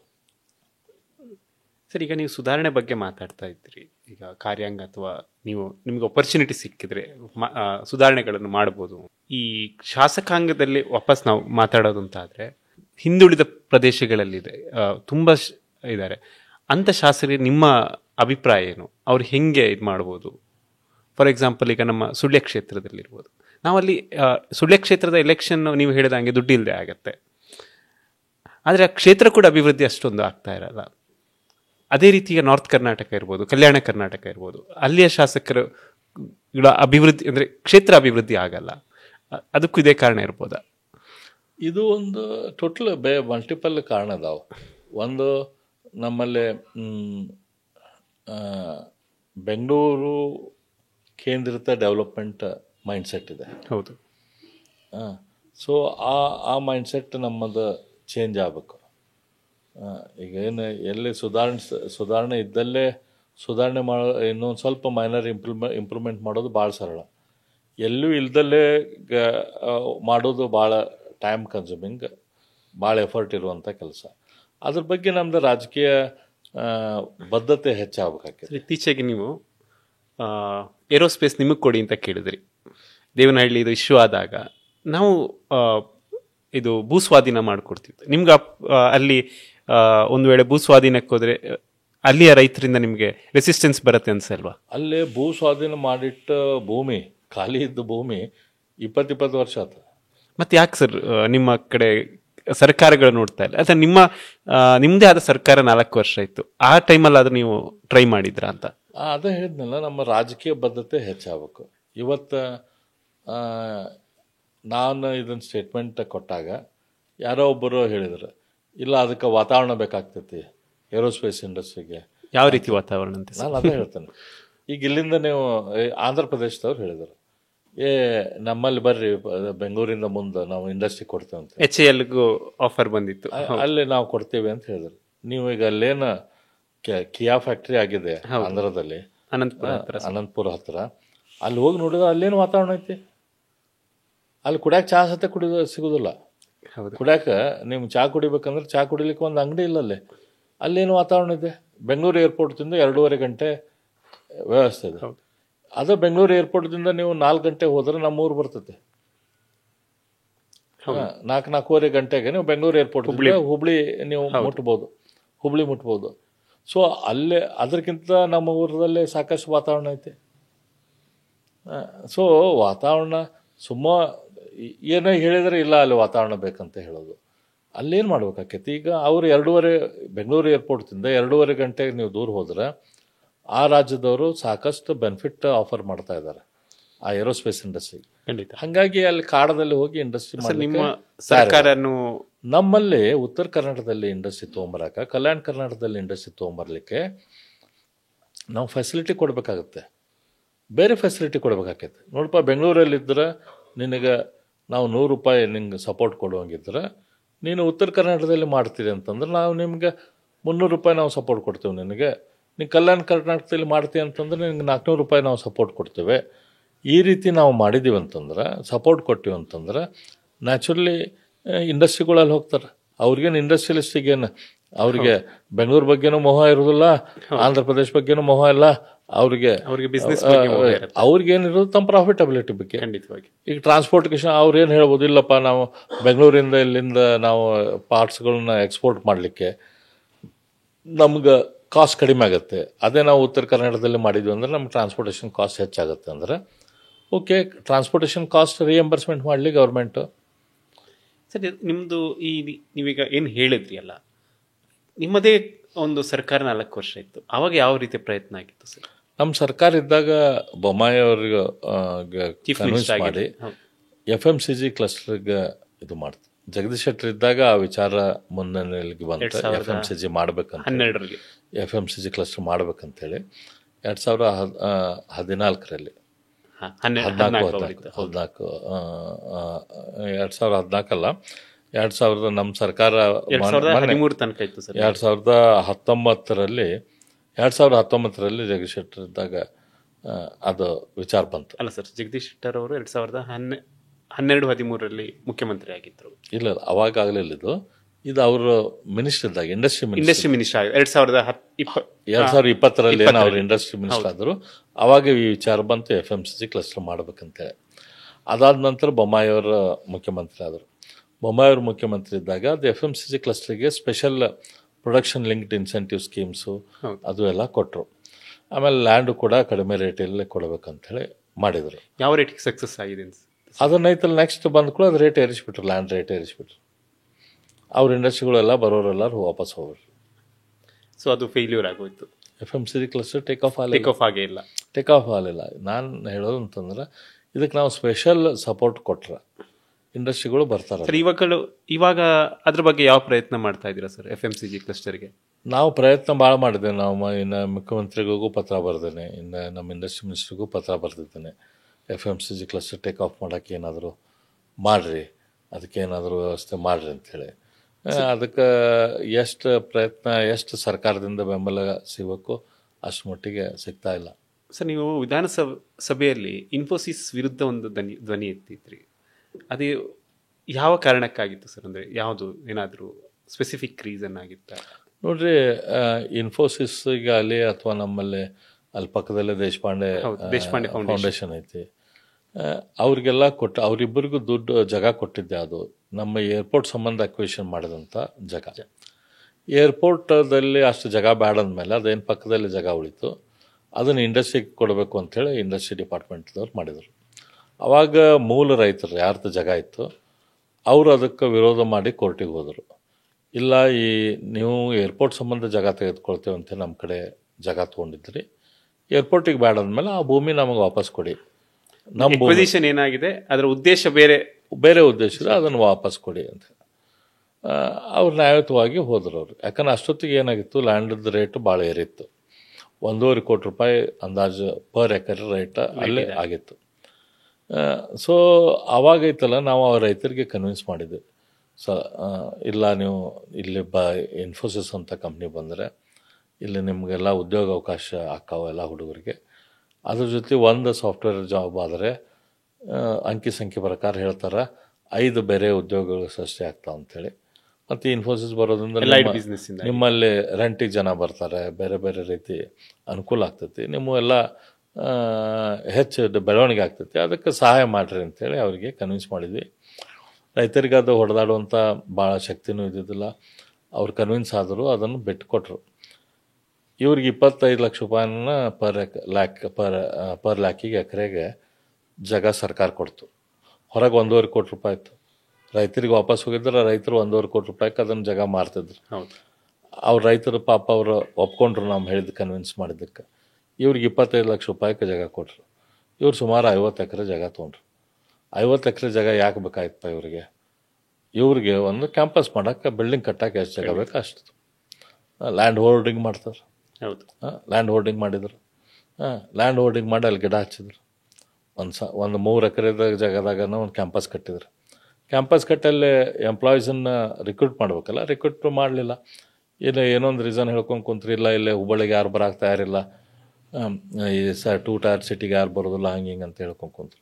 ಅದಕ್ಕೆ ಸರ್ಕಾರಕ್ಕೆ ಹೇಳಿದ್ದೆ, ಮತ್ತು ಇವ್ರಿಗೆ ನಾವು ಕೊಟ್ಟಿದ್ದ ಜಾಗ ಅಲ್ಲಿ ಉದ್ಯೋಗ ಸೃಷ್ಟಿ ಮಾಡಿರಿ ಅಂಥೇಳಿ, ಅಲ್ಲೇ ಇನ್ಫೋಸಿಸ್ ಕ್ಯಾಂಪಸ್ ಮಾಡಿ ಇಂಜಿನಿಯರಿಂಗ್ ಜನ ಬರಲಿ, ಅವರಿಂದ 1:5 ಜಾಬ್ ಕ್ರಿಯೇಟ್ ಆಗ್ತೈತೆ, ಅದೆಲ್ಲ ಆಗಲಂತೆ. ಮತ್ತು ಆ ಉದ್ದೇಶ ಈಡೇರೋದಿಲ್ಲ ಅಂತಂದ್ರೆ ಏನು ಪರ್ಪಸ್, ಜಾಗ ಕೊಟ್ಟು ಫಾಯ್ದೆ ವಾಪಸ್ ತಗೋರಿ ಅಂತ ಹೇಳಿದೆ ನಾನು ಜಾಗ. ಆಮೇಲೆ ಅದು ಯಾವಾಗ ವಿಷಯ ಭಾಳ ದೊಡ್ಡದಾಗಿ ಇದು ಆಯ್ತು, ಅವಾಗ ಇನ್ಫೋಸಿಸ್ದವ್ರು ಎಚ್ಚೆತ್ತರು. ಈಗ 1,000, ಈಗ ನಾನು ಹೇಳಿದ ಅದು ಕ್ವಶನ್ ರೈಸ್ ಮಾಡಿ ಒಂದು 6-8 ತಿಂಗಳಲ್ಲಿ ಇವತ್ತು 1,000 ಜನ ಅಲ್ಲಿ ಕ್ರಾಸ್ ಆಗಿದಾರಂತ ಆ ಕ್ಯಾಂಪಸ್ನಲ್ಲಿ. ಹಾಗಿದ್ರೆ ಈಗ ಮತ್ತೆ ಕ್ವಶನ್ ಇದಾಗತ್ತೆ, ವಿಧಾನಸಭೆಯಲ್ಲಿ ಯಾವಾಗ ಒಂದು ವಾಯ್ಸ್ ರೈಸ್ ಆಗತ್ತೆ ಅದು ಜನಸಾಮಾನ್ಯನ ಜೀವನದ ಮೇಲೆ ಖಂಡಿತವಾಗಿ ಇಂಪ್ಯಾಕ್ಟ್ ಆಗತ್ತೆ ಅಂತ. 100% ಆಗುತ್ತೆ ಅಲ್ವಾ? ಆದ್ರೆ ಅದ ವಾಯ್ಸ್ ಇಂದಾನೆ ಎಲ್ಲಾದ್ರೂ ಸೊಲ್ಯೂಷನ್ ಆಗಲ್ಲ. ಅಲ್ಲ, ಅದು ಒಂದು ಸೊಲ್ಯೂಷನ್ ಕೊಡೋದು ದೊಡ್ಡ ಫೋರಮ್. ಹೌದು, ಅದೊಂದು ದೊಡ್ಡ ಫೋರಮ್ ಜನರಿಗೆ ಸೊಲ್ಯೂಷನ್ ಕೊಡ್ಲಿಕ್ಕೆ. ಸರ್, ನೀವೀಗ ವಿಧಾನಸಭೆಯ ವಿರೋಧ ಪಕ್ಷದ ಉಪನಾಯಕರಾಗಿದ್ದೀರಾ ಸರ್. ನಿಮ್ಮ ರಾಜಕೀಯ ಭವಿಷ್ಯ ಅಂದ್ರೆ ನಿಮ್ಮ ಕನಸುಗಳೇನು ಸರ್? ನಿಮಗೆ ಮುಂದೆ ಯಾವ ಪೊಸಿಷನ್ಗೆ ಹೋಗ್ಬೇಕು ಅಂತ ಒಂದು ಕನಸಿರತ್ತೆ? ಈಗ ನೀವು ರಾಜ್ಯದ ಮುಖ್ಯಮಂತ್ರಿ ಆಗಬೇಕು ಅಂತನಾ, ಅಥವಾ ನಿಮಗೆ ನಾನು ಅವಾಗಲೇ ಕೇಳಿದಾಗೆ ನ್ಯಾಷನಲ್ ಪೊಲಿಟಿಕ್ಸ್ಗೆ ಇಂಟ್ರೆಸ್ಟ್ ಇದೆಯಾ, ಅಥವಾ ಈಗ ಪ್ರಸಕ್ತ ರಾಜಕೀಯ ಪರಿಸ್ಥಿತಿಯಲ್ಲಿ ಬಿಜೆಪಿಯಲ್ಲಿ ನಿಮಗೆ ಯಾವ್ದಾದ್ರು ಜವಾಬ್ದಾರಿಯ ನಿರೀಕ್ಷೆ ಇದೆಯಾ? ಯಾವ ರೀತಿ ಇದೆ ಅಂತ? ರಾಜಕಾರಣಗಳಂತಂದ್ಮೇಲೆ ನಮ್ಗೆ ಯಾವಾಗಿದ್ರೂ ಆಂಬಿಷನ್ ಇರೋದು ಸಹಜ. ಆದರೆ ನಾ ಈ ಫೀಲ್ಡಿಗೆ ಬಂದಿದ್ದು ವ್ಯಾಪಾರದ ಬಿಟ್ಟು ನಾನು ಈ ಫೀಲ್ಡಿಗೆ ಬಂದೆ. ವ್ಯಾಪಾರದಲ್ಲಿ ನಾನು ಒಳ್ಳೆ ರೀತಿಯಿಂದ ವ್ಯಾಪಾರ ಮಾಡ್ತಿದ್ದೆ, ಒಳ್ಳೆ ರೀತಿಯಿಂದ ದುಡ್ಡು ಮಾಡಿದೆ. ಅದನ್ನು ಬಿಟ್ಟು ನಾ ಇಲ್ಲಿ ಬಂದಿದ್ದಂದ್ರೆ ನನಗಿಲ್ಲೇ ಈ ರಾಜಕಾರಣದಿಂದ ಭಾಳಷ್ಟು ಜನಕ್ಕೆ ಭಾಳಷ್ಟು ವ್ಯವಸ್ಥೆಯನ್ನು ಸುಧಾರಣೆ ಮಾಡೋಕೆ ಇಲ್ಲೇ ಸಾಧ್ಯ ಇದೆ. ಸರ್, ನಿಮ್ಗೆ ಯಾವ ಥರ ರಿಗ್ರೆಟ್ ಆಗಿದೆಯಾ? ರಿಗ್ರೆಟ್ ಇಲ್ಲ ನನಗೇನು. ಯಾಕೆಂದ್ರೆ ನೀವು ನಿಮ್ಮ ತಂದೆ ಅವರಿಗೆ ನೀವು ಪೊಲಿಟಿಷಿಯನ್ ಆಗೋದೇ ಇಷ್ಟ ಇರಲಿಲ್ಲ ಅಂತೆ. ಹಾಗಿದ್ದ ಮೇಲೂ ಈಗ 13 ವರ್ಷ ಸುದೀರ್ಘ ರಾಜಕಾರಣದಲ್ಲಿ 13 ವರ್ಷ ಸುದೀರ್ಘ ಅಂತ ಹೇಳಕ್ ಬರೋದಿಲ್ಲ, ಯಾಕೆಂದ್ರೆ ರಾಜಕಾರಣ ಇಸ್ ಮ್ಯಾರಥಾನ್. ಆದರೂ ಕೂಡ ಎಲ್ಲೋ ನಿಮ್ಮ ಮನಸ್ಸಿಗೆ ನಿಮ್ಮ ಹೆಸರು ಬಂದಿತ್ತು, ಮುಖ್ಯಮಂತ್ರಿ ಆಗ್ತಾರೆ ಅಂತ ತುಂಬಾನೇ ಇದಾಗಿತ್ತು. ನಿಮಗೆ ಮಿಸ್ ಆಯಿತು ಅಂತ ಅನ್ನಿಸ್ತಾ ಯಾವತ್ತಾದರೂ? ಇಲ್ಲ, ನನಗೇನು ರಾಜಕಾರಣದಲ್ಲಿ ರಿಗ್ರೆಟ್ ಇಲ್ಲ. ನಮ್ಮ ತಂದೆಯವರು ರಾಜಕಾರಣದಿಂದ ನಿವೃತ್ತಿ ಹೊಂದಿದರು. ನನಗನ್ಸಿದ ಮಟ್ಟಿಗೆ ಅವರೊಬ್ಬರು ಅತ್ಯಂತ ಪ್ರಾಮಾಣಿಕ ರಾಜಕಾರಣಿ. ನನಗನ್ಸಿದ ಮಟ್ಟಿಗೆ ಅವರು ನನ್ನ ಮುಂದೆ ಯಾವಾಗೂ ಹೇಳಿಲ್ಲ. ಆದರೆ ನನಗನ್ಸಿದ ಮಟ್ಟಿಗೆ ಅವರು ರಾಜಕಾರಣದಿಂದ ನಿವೃತ್ತಿ ಹೊಂದಿದ್ದು ರಾಜಕಾರಣದಲ್ಲಿರುವಂಥ ಹೊಲಸಿನ ಕಾರಣಕ್ಕೆ, ಅಲ್ಲಿರುವಂಥ ಭ್ರಷ್ಟಾಚಾರ, ಅಲ್ಲಿರುವಂಥ ಜಾತಿ ವ್ಯವಸ್ಥೆ, ರಾಜಕಾರಣದಲ್ಲಿರುವಂಥ ವರ್ಕಿಂಗ್ ಟೋಟಲ್ ಏನಿದೆ ಅದರಿಂದ ಅವರ ಮನನೊಂದು ಭ್ರಮನಿರಸನ ಆಗಿ ನನಗನ್ಸಿದ ಮಟ್ಟಿಗೆ ಅವರು ರಾಜಕಾರಣದಿಂದ ಅವರು ನಿವೃತ್ತಿ ಆಗ್ಬೇಕಂತೆ ಘೋಷಣೆ ಮಾಡಿದ್ರು ಅಂಥೇಳಿ ನನಗನ್ಸುತ್ತೆ. ಅವ್ರು ನನ್ನ ಮುಂದೆ ಯಾವಾಗೂ ಹೇಳಿಲ್ಲ. ಆ ಸಂದರ್ಭದಲ್ಲಿ ನಾನು ರಾಜಕಾರಣಕ್ಕೆ ನಾನು ಬರ್ಬೇಕಂತೇಳಿ ನಾವು ವಿಚಾರ ಮಾಡಿದಾಗ ಅವರು ನನಗೆ ಬೇಡ ಅಂತ ಹೇಳಿದರು. ಎಲ್ಲಿ ತನಕ ಅಂತಂದ್ರೆ ಅವರು ನನ್ನ 1ನೇ ಎಲೆಕ್ಷನ್ನಿಗೆ ಕ್ಯಾಂಪೇನಿಗೆ ಕೂಡ ನಮ್ಮ ತಂದೆಯವರು ಬರಲಿಲ್ಲ. ಇಲ್ಲ, ರಾಜಕಾರಣಿ ಆಗೋದು ಬೇಡ ಅಂತ ಅವ್ರಿಗಿತ್ತು. ಅದಕ್ಕೆಲ್ಲ ಅವ್ರೇಂತ ಹೇಳಿದ್ರೆ ನಾನು ರಾಜಕಾರಣದಿಂದ ನಿವೃತ್ತಿ ಆಗ್ಬಿಟ್ಟಿದ್ದೇನೆ, ನನ್ನ ಮಗ ನಿಂತರು ಅಥವಾ ಬೇರೆ ಯಾರ ನಿಂತರು ನನಗೆ ಸಕ್ರಿಯ ರಾಜಕಾರಣದಲ್ಲಿ ನಾ ಹೋಗೋದಿಲ್ಲ, ಹಂಗಾಗಿ ನಾನು ನಿನ್ನ ಕ್ಯಾಂಪೇನಿಗೆ ಬರಲ್ಲ ಅಂತ. ಅವ್ರು ಮಿನಿಸ್ಟರ್ ಆಗಿದ್ದವ್ರಂತ ಡಿಸಿಷನ್ ಯಾಕೆ ತಗೊಂಡ್ರು ಅಂತ? ಅವ್ರು ಮಿನಿಸ್ಟರ್ ಆಗಿದ್ದಿಲ್ಲ, ಅವ್ರ ಕ್ಯಾಬಿನೆಟ್ ರ್ಯಾಂಕ್ ಇತ್ತು. ನಾ ಹೇಳಿದ್ನಲ್ಲ, ಅವ್ರಿಗೆ ಮೋಸ್ಟ್ಲಿ ರಾಜಕೀಯ ವ್ಯವಸ್ಥೆಯಿಂದ ಒಂದು ಸಮಾಜ ಸುಧಾರಣೆ ವ್ಯವಸ್ಥೆ ಸುಧಾರಣೆ ಮಾಡ್ಬೇಕಂತ ನನಗನ್ಸಿದ ಮಟ್ಟಿಗೆ ಅವ್ರು ರಾಜಕಾರಣಕ್ಕೆ ಬಂದಿದ್ದರು. 1981ರಲ್ಲಿ ಗೋಕಾಕ್ ಚಳವಳಿ ಮೂಲಕ ಅವರು ರಾಜಕಾರಣಕ್ಕೆ ಬಂದರು. ಗೋಕಾಕ್ ಚಳವಳಿ ತುಂಬ ದೊಡ್ಡ ಚಳವಳಿಯಾಗಿ, ವಿಶೇಷವಾಗಿ ನಿಮ್ಮ ಉತ್ತರ ಕರ್ನಾಟಕದ ಒಂದು ದೊಡ್ಡ ಚಳವಳಿ. ಸೊ ಆ ಚಳವಳಿಯಿಂದ ಅವರು ಸುದೀರ್ಘ ರಾಜಕಾರಣ ಮಾಡಿದ್ರು. 5 ಬಾರಿ MLA ಆದರು. ನಿಮ್ಗೆ ಅದು ಇನ್ಸ್ಪೈರ್ ಆಯ್ತಾ, ಅಥವಾ ನಿಮಗೆ ಬೇರೆ ಯಾವ್ದಾದ್ರು ಇನ್ಸ್ಪಿರೇಷನ್ ಆಯ್ತಾ? ಇಲ್ಲ, ನಮ್ಮ ತಂದೆಯವರು ರಾಜಕಾರಣಕ್ಕೆ ಜಾಯ್ನ್ ಆದಮೇಲೆ ನಮ್ಮ ವ್ಯಾಪಾರದಲ್ಲಿ ಸಾಕಷ್ಟು ಕುಂಠಿತ ಆಯಿತು. ಅದರ ಮೂಲಕ ನಮ್ಮ ಕುಟುಂಬದಲ್ಲಿ ಕೂಡ ನಮಗೆ ತೊಂದರೆಗಳಾದವು. ಆದರೂ ಕೂಡ ನಮ್ಮ ತಂದೆಯವರು ಪ್ರಾಮಾಣಿಕವಾಗಿ ರಾಜಕಾರಣ ಮಾಡಿದರು. ಧಾರವಾಡದ ಸೇವೆ, ಜನರ ಸೇವೆ ಮಾಡಿದರು. ಹಾಗಾಗಿ ಅದು ನನಗೆ ಸರ್ಟನ್ಲಿ ಅದೊಂದು ಇನ್ಸ್ಪಿರೇಷನ್. ಸರ್, ನಿಮ್ಮ ತಂದೆಯವರು RSS ಬ್ಯಾಕ್ಗ್ರೌಂಡ್ ಆಗಿ ಇದು ಮಾಡಿದವರು, ನಿಮಗೂ RSSನ ಶಾಖೆಗಳಿಗೆ ಹೋಗಿ ನೀವು ಬೆಳೆದವರು.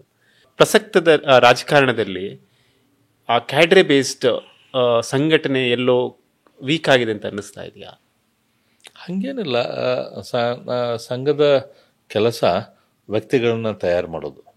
ಇವತ್ತು ನರೇಂದ್ರ ಮೋದಿ ಅಂತ ವ್ಯಕ್ತಿ ದೇಶದಲ್ಲಿ ಬಂದಿದ್ದಾರಂತಂದ್ರೆ ಅವ್ರ ಮೂಲಕ ಇವತ್ತು ದೇಶದಲ್ಲಿ ಜಗತ್ತಿನಲ್ಲಿ ಇಷ್ಟೆಲ್ಲ ಬೇರೆ ಬೇರೆ ತೊಂದರೆಗಳಿದ್ದಾಗೂ ಕೂಡ ನಮ್ಮ ದೇಶ ಇವತ್ತು ಶಾಂತವಾಗಿದೆ, ಸುಭದ್ರವಾಗಿದೆ, ಸಶಕ್ತವಾಗಿ ಮುನ್ನಡೀತಾ ಇದೆ. ನಮ್ಮ ಸಂಸ್ಕೃತಿ ಇವಾಗೆಲ್ಲ ಮೊದಲು ಅವಾಗೂ ಸಿಗದಂಥ ಆದ್ಯತೆ ಈಗ ಸಿಗಾತೈತಿ. ಅದನ್ನು ಗುರುತಿಸುವಂಥ ಕೆಲಸ ಆಗತ್ತೈತೆ ಅಂದ್ರೆ ಅದರದ್ದು ಮೂಲ ಕಾರಣ ಸಂಘ. ಸರ್, ಸಂಘ ಅಂದರೆ ಶಿಸ್ತು ಅಂತ ಲೆಕ್ಕ. ಶಿಸ್ತಿನ ಪಾರ್ಟಿ ಅಂತಾನೆ BJP ಹೆಸರು. ಆದರೆ ಈ ನಾವು ಕರ್ನಾಟಕಕ್ಕೆ ಬಂದರೆ ತುಂಬಾ ಶಿಸ್ತು ಕಾಣಿಸ್ತಾ ಇದೆ. ಇದ್ರ ಬಗ್ಗೆ ನೀವೇನಂತೀರಾ ಸರ್? ಇರ್ತೈತಿ, ಎಲ್ಲ ಮಕ್ಕಳು ಒಂದೇ ಟೈಪ್ ಇರೋದಿಲ್ಲ.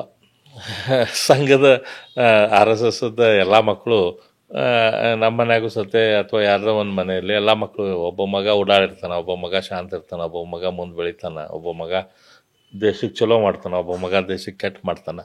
ಸಮಾಜ ಹಂಗೆ ಸಂಘದ ಉದ್ದೇಶ, ಸಂಘದ ಧ್ಯೇಯ ಅವೆಲ್ಲ ಒಳ್ಳೆಯವಿದ್ದಾಗೂ ಕೂಡ ಅದನ್ನು ಕಾರ್ಯರೂಪಕ್ಕೆ ರಾಜಕೀಯ ಕ್ಷೇತ್ರದಲ್ಲಿ ತೆಗೆದುಕೊಂಡು ಬರಬೇಕಾದವರು ಭಾರತೀಯ ಜನತಾ ಪಕ್ಷದವರು. ಭಾರತೀಯ ಜನತಾ ಪಕ್ಷದ ಕಾರ್ಯಕರ್ತರು, ನಾಯಕತ್ವ ಅದು ಒಂದೊಂದು ಟೈಮ್ ತಪ್ಪು ಚಾನ್ಸ್ ಇರ್ತೈತಿ.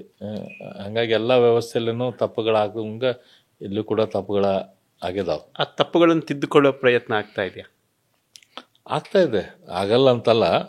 ಎಷ್ಟು ಮಟ್ಟಿಗೆ ಆಗಬೇಕು ಅಷ್ಟು ಮಟ್ಟಿಗೆ ಆಗಿರಕ್ಕಿಲ್ಲ.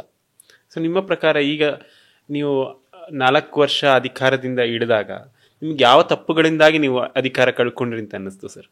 ನೋಡ್ರಿ, ಭಾರತೀಯ ಜನತಾ ಪಕ್ಷದ ಮತದಾರರು ಭಾರತೀಯ ಜನತಾ ಪಕ್ಷದಿಂದ ನಿರಾಶರಾಗಿ ನಮ್ಮಿಂದ ದೂರ ಹೋಗಿದ್ದಕ್ಕೆ ಇವತ್ತು ಕಾಂಗ್ರೆಸ್ ಬಂತು ಸರ್. ಒಂದು ಇದು ನಾವು ಸ್ಟ್ಯಾಟಿಸ್ಟಿಕ್ಸ್ ನೋಡಬೇಕಾದ್ರೆ ನಿಮಗೆ ಕಾಂಗ್ರೆಸ್ಸಿಗೂ ನಿಮಗೂ 6% ಡಿಫ್ರೆನ್ಸ್ ಇತ್ತು ಸರ್. ನೀವೆಲ್ಲೋ ನಿಮ್ಮ ಸರ್ಕಾರ ಇದ್ದಾಗ ಕೆಲವೊಂದು ತಳಮಟ್ಟದ ವೋಟರ್ಸ್ ಬೇಸ್ ಏನಿದೆ ಅವ್ರನ್ನ ತಲುಪಕ್ಕೆ ನೀವು ಆಗಿದ್ರ ಅಂತ, ಅಥವಾ ಕಾಂಗ್ರೆಸ್ ಗ್ಯಾರಂಟಿ ಅದನ್ನು ಸ್ವಿಂಗ್ ಮಾಡ್ತಾ? ಇಲ್ಲ, ನನಗೇನು ಅನಿಸೋದಿಲ್ಲ ಕಾಂಗ್ರೆಸ್ ಗ್ಯಾರಂಟಿ ಕಾಂಗ್ರೆಸ್ ಬರಲಿಕ್ಕೆ ಕಾರಣ ಇರ್ತಂತಲ್ಲ.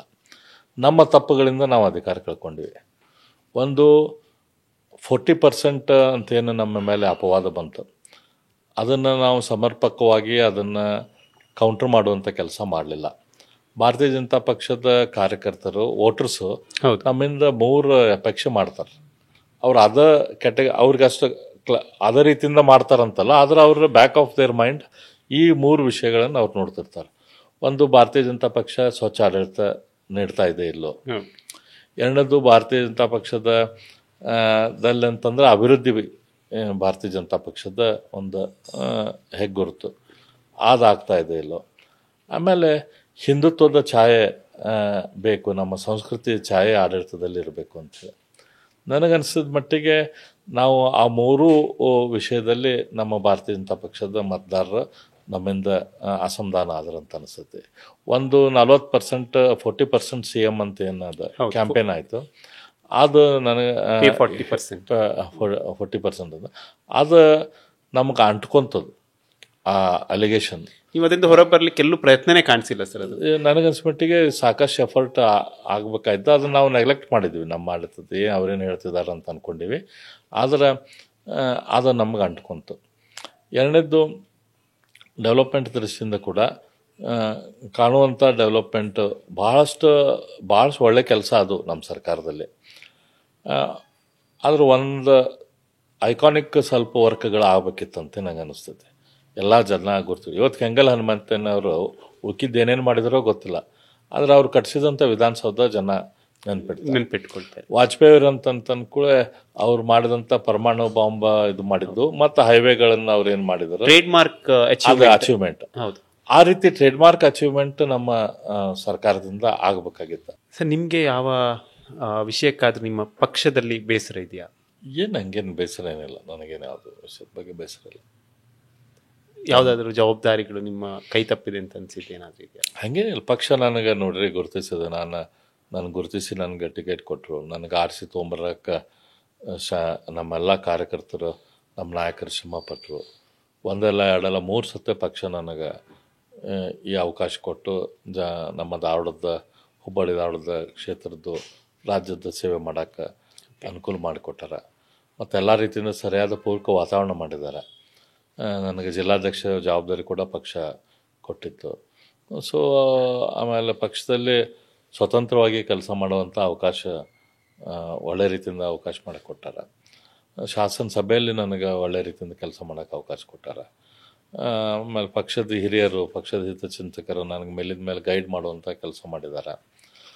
ಪಕ್ಷದ ನಾಯಕರು ಗೈಡ್ ಮಾಡುವಂಥ ಕೆಲಸ ಮಾಡ್ಯಾರ. ನನಗೆ ಯಾವುದೇ ರೀತಿಯಿಂದ ರಿಗ್ರೆಟ್ ಇಲ್ಲ.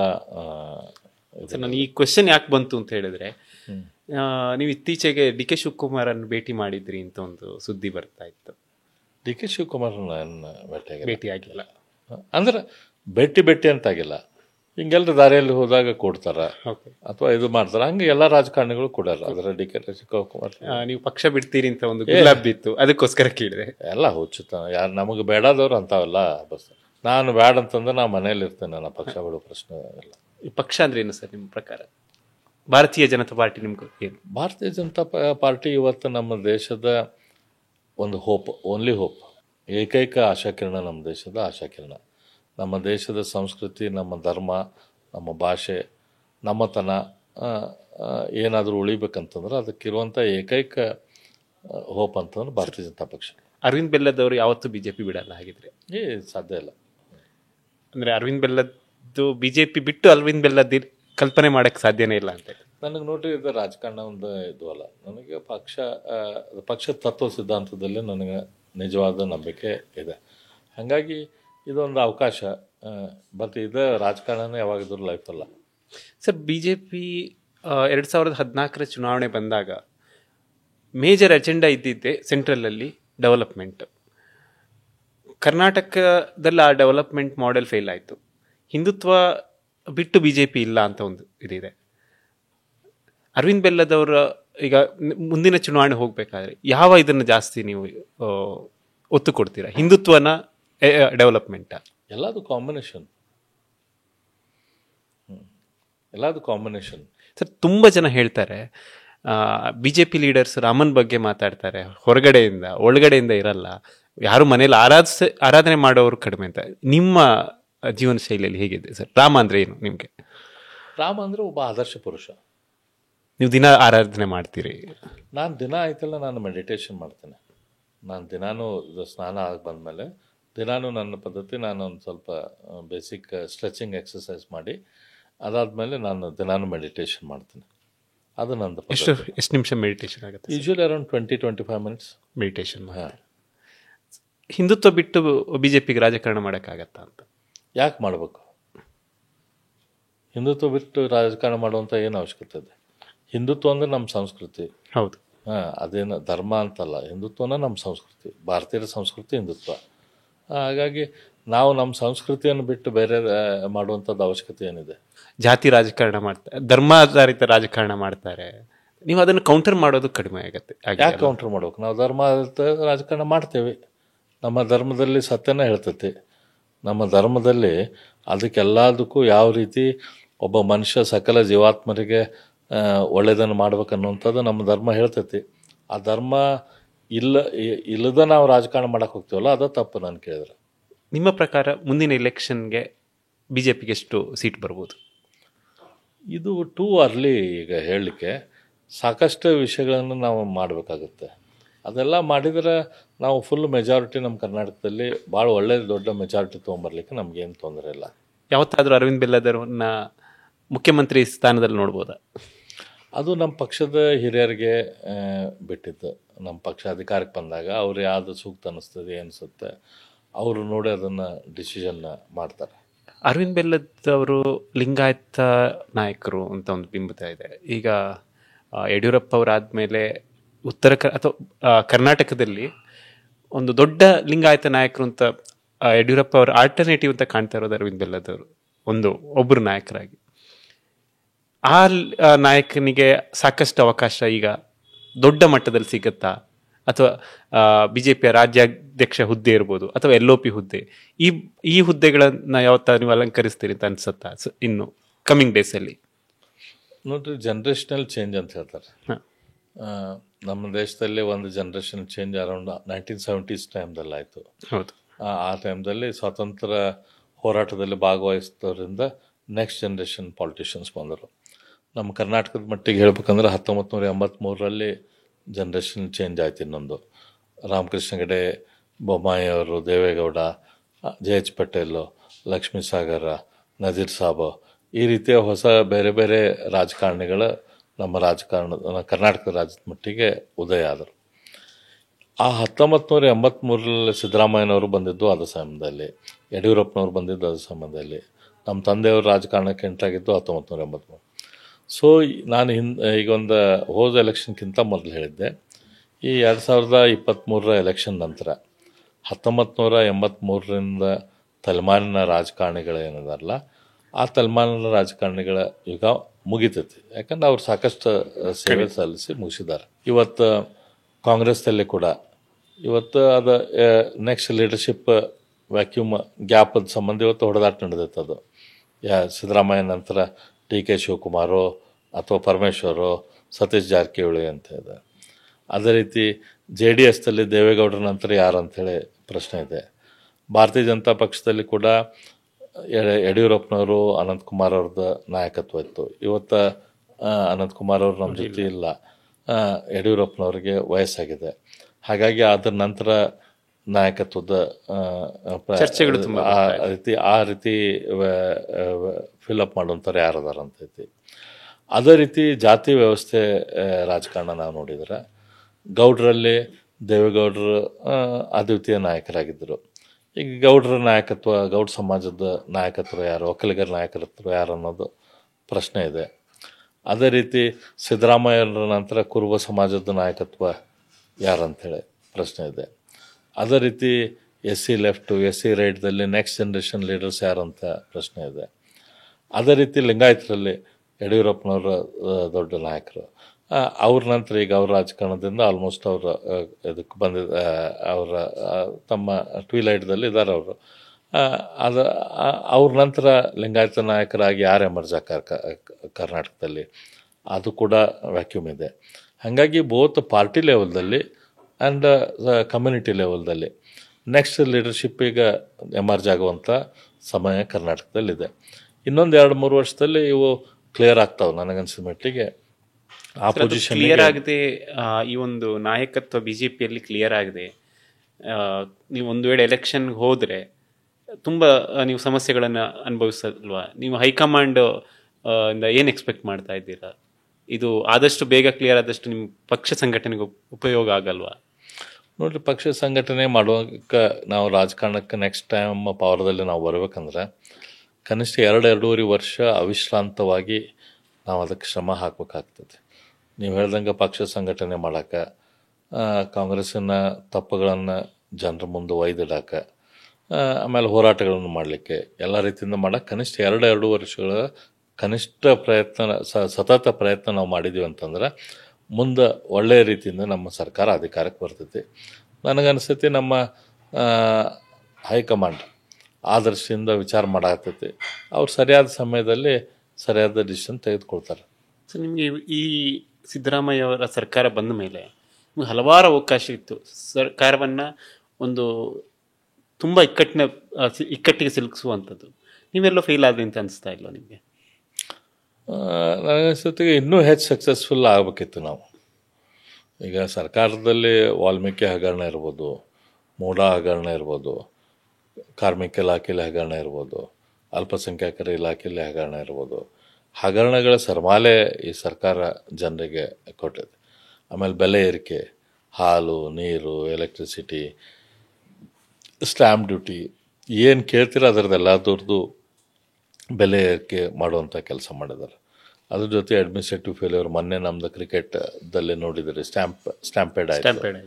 ಈ ರೀತಿ 108 ಫೇಲ್ಯೂರು. ಆಮೇಲೆ ಜನವಿರೋಧಿ ನೀತಿಗಳು, ಜನೌಷಧ ಕೇಂದ್ರ ಬಂದ್ ಮಾಡತ್ತಾರ ಇಂಥವು. ಆಮೇಲೆ ರೈತರಿಗೆ ಹಾಲಿಗೆ ಏನು ಸಪೋರ್ಟ್ ಪ್ರೈಸ್ ಕೊಡ್ತಿದ್ರು ಅದನ್ನು ಕಡಿಮೆ ಮಾಡಿದರು. ಭಾಳಷ್ಟು ಜನವಿರೋಧಿ ನೀತಿಗಳನ್ನು ಈ ಸರ್ಕಾರ ಅನುಸರಿಸುತ್ತೆ. ನಾವು ನಮ್ಮ ಪಕ್ಷ ಇನ್ನೂ ಒಗ್ಗಟ್ಟು ಆಗಿ ಇತ್ತಂದ್ರೆ ಇನ್ನೂ ಭಾಳ ಸಮರ್ಪಕವಾಗಿ ಈ ವಿಷಯಗಳನ್ನು ಜನರ ಹತ್ರ ಒಯ್ಬೋದಿತ್ತು. ಆ ದೃಷ್ಟಿಯಿಂದ ಎಷ್ಟು ಆಗಬೇಕಿತ್ತು ಅಷ್ಟು ಕೆಲಸ ಆಗಿಲ್ಲ. ಸರ್, ಇವಾಗ ನೀವು ಹೇಳಿದಂಗೆ ಇತ್ತೀಚೆಗೆ ನಡೆದ UPI ಇದು ಮೊದಲಿಗೆ ಏನು ಕರ್ನಾಟಕ ಸರ್ಕಾರ ಹೇಳ್ತಿದ್ದು ನಮ್ಮದಲ್ಲ, UPI ನೋಟಿಸ್ ನಾವು ಕೊಡೋದಲ್ಲ, GST ತೆರಿಗೆ ನಮ್ದು ಅಧಿಕಾರ ವ್ಯಾಪ್ತಿಗೆ ಬರಲ್ಲ ಅಂತ ಇವಾಗ ಅವರೇ ವಾಪಸ್ ಸ್ಟೇಟ್ಮೆಂಟ್. ಈ ರೀತಿಯ U-turn ತುಂಬಾ ಆಗಿದೆ. ಆದರೆ BJP ಎಲ್ಲೋ ಸೈಲೆಂಟ್ ಆಯಿತು. BJP ನಾಯಕರು ಇದರ ಬಗ್ಗೆ ಮಾತಾಡಲ್ಲ. ನಮಗೆ BJP ನಾಯಕರ ಒಂದು ಫರ್ಮ್ ಸ್ಟ್ಯಾಂಡ್ ಕಾಣಿಸ್ತಾ ಇಲ್ಲ ಅಂತ ಜನರಿಗೆ ಅಭಿಪ್ರಾಯ ಇದೆ. ಇದ್ರ ಬಗ್ಗೆ ಏನು ಹೇಳ್ತೀರಾ ಸರ್? ನಾನು ಒಪ್ಕೊತೇನೆ, ನಮ್ಮದು ಇವೆಲ್ಲ ವಿಷಯಗಳನ್ನ ನಾವು ಎಷ್ಟರ ಮಟ್ಟಿಗೆ ಜನರ ಮುಂದೆ ತೆಗೆದುಕೊಂಡು ಹೋಗಬೇಕು, ಅಷ್ಟರ ಮಟ್ಟಿಗೆ ನಾವು ತೆಗೆದುಕೊಂಡು ಹೋಗೋಕ್ಕೆ ನಮ್ಮ ಪಕ್ಷದಿಂದ ಇವತ್ತು ನಾವು ಆಗ್ತಾಯಿಲ್ಲ. ಸರ್, ಇಷ್ಟೊತ್ತು ನಮ್ಮ ಜೊತೆ ಮಾತಾಡಿ ಸುದೀರ್ಘವಾದಂಥ ಮಾತುಕತೆ ಆಯಿತು. ಇನ್ಸೈಟ್ ಟ್ರಸ್ಟ್ ನ್ಯೂಸ್ ತಂಡದಿಂದ ನಿಮಗೆ ಧನ್ಯವಾದಗಳು. ಇನ್ನೊಂದ್ಸಲ ಇದೇ ರೀತಿಯ ಪಾಡ್ಕಾಸ್ಟ್ ಮಾಡೋಣ. ಇನ್ನೂ ತುಂಬ ಹಲವು ವಿಚಾರಗಳು ನಿಮ್ಮ ಹತ್ರ ಮಾತಾಡಲಿಕ್ಕಿದೆ.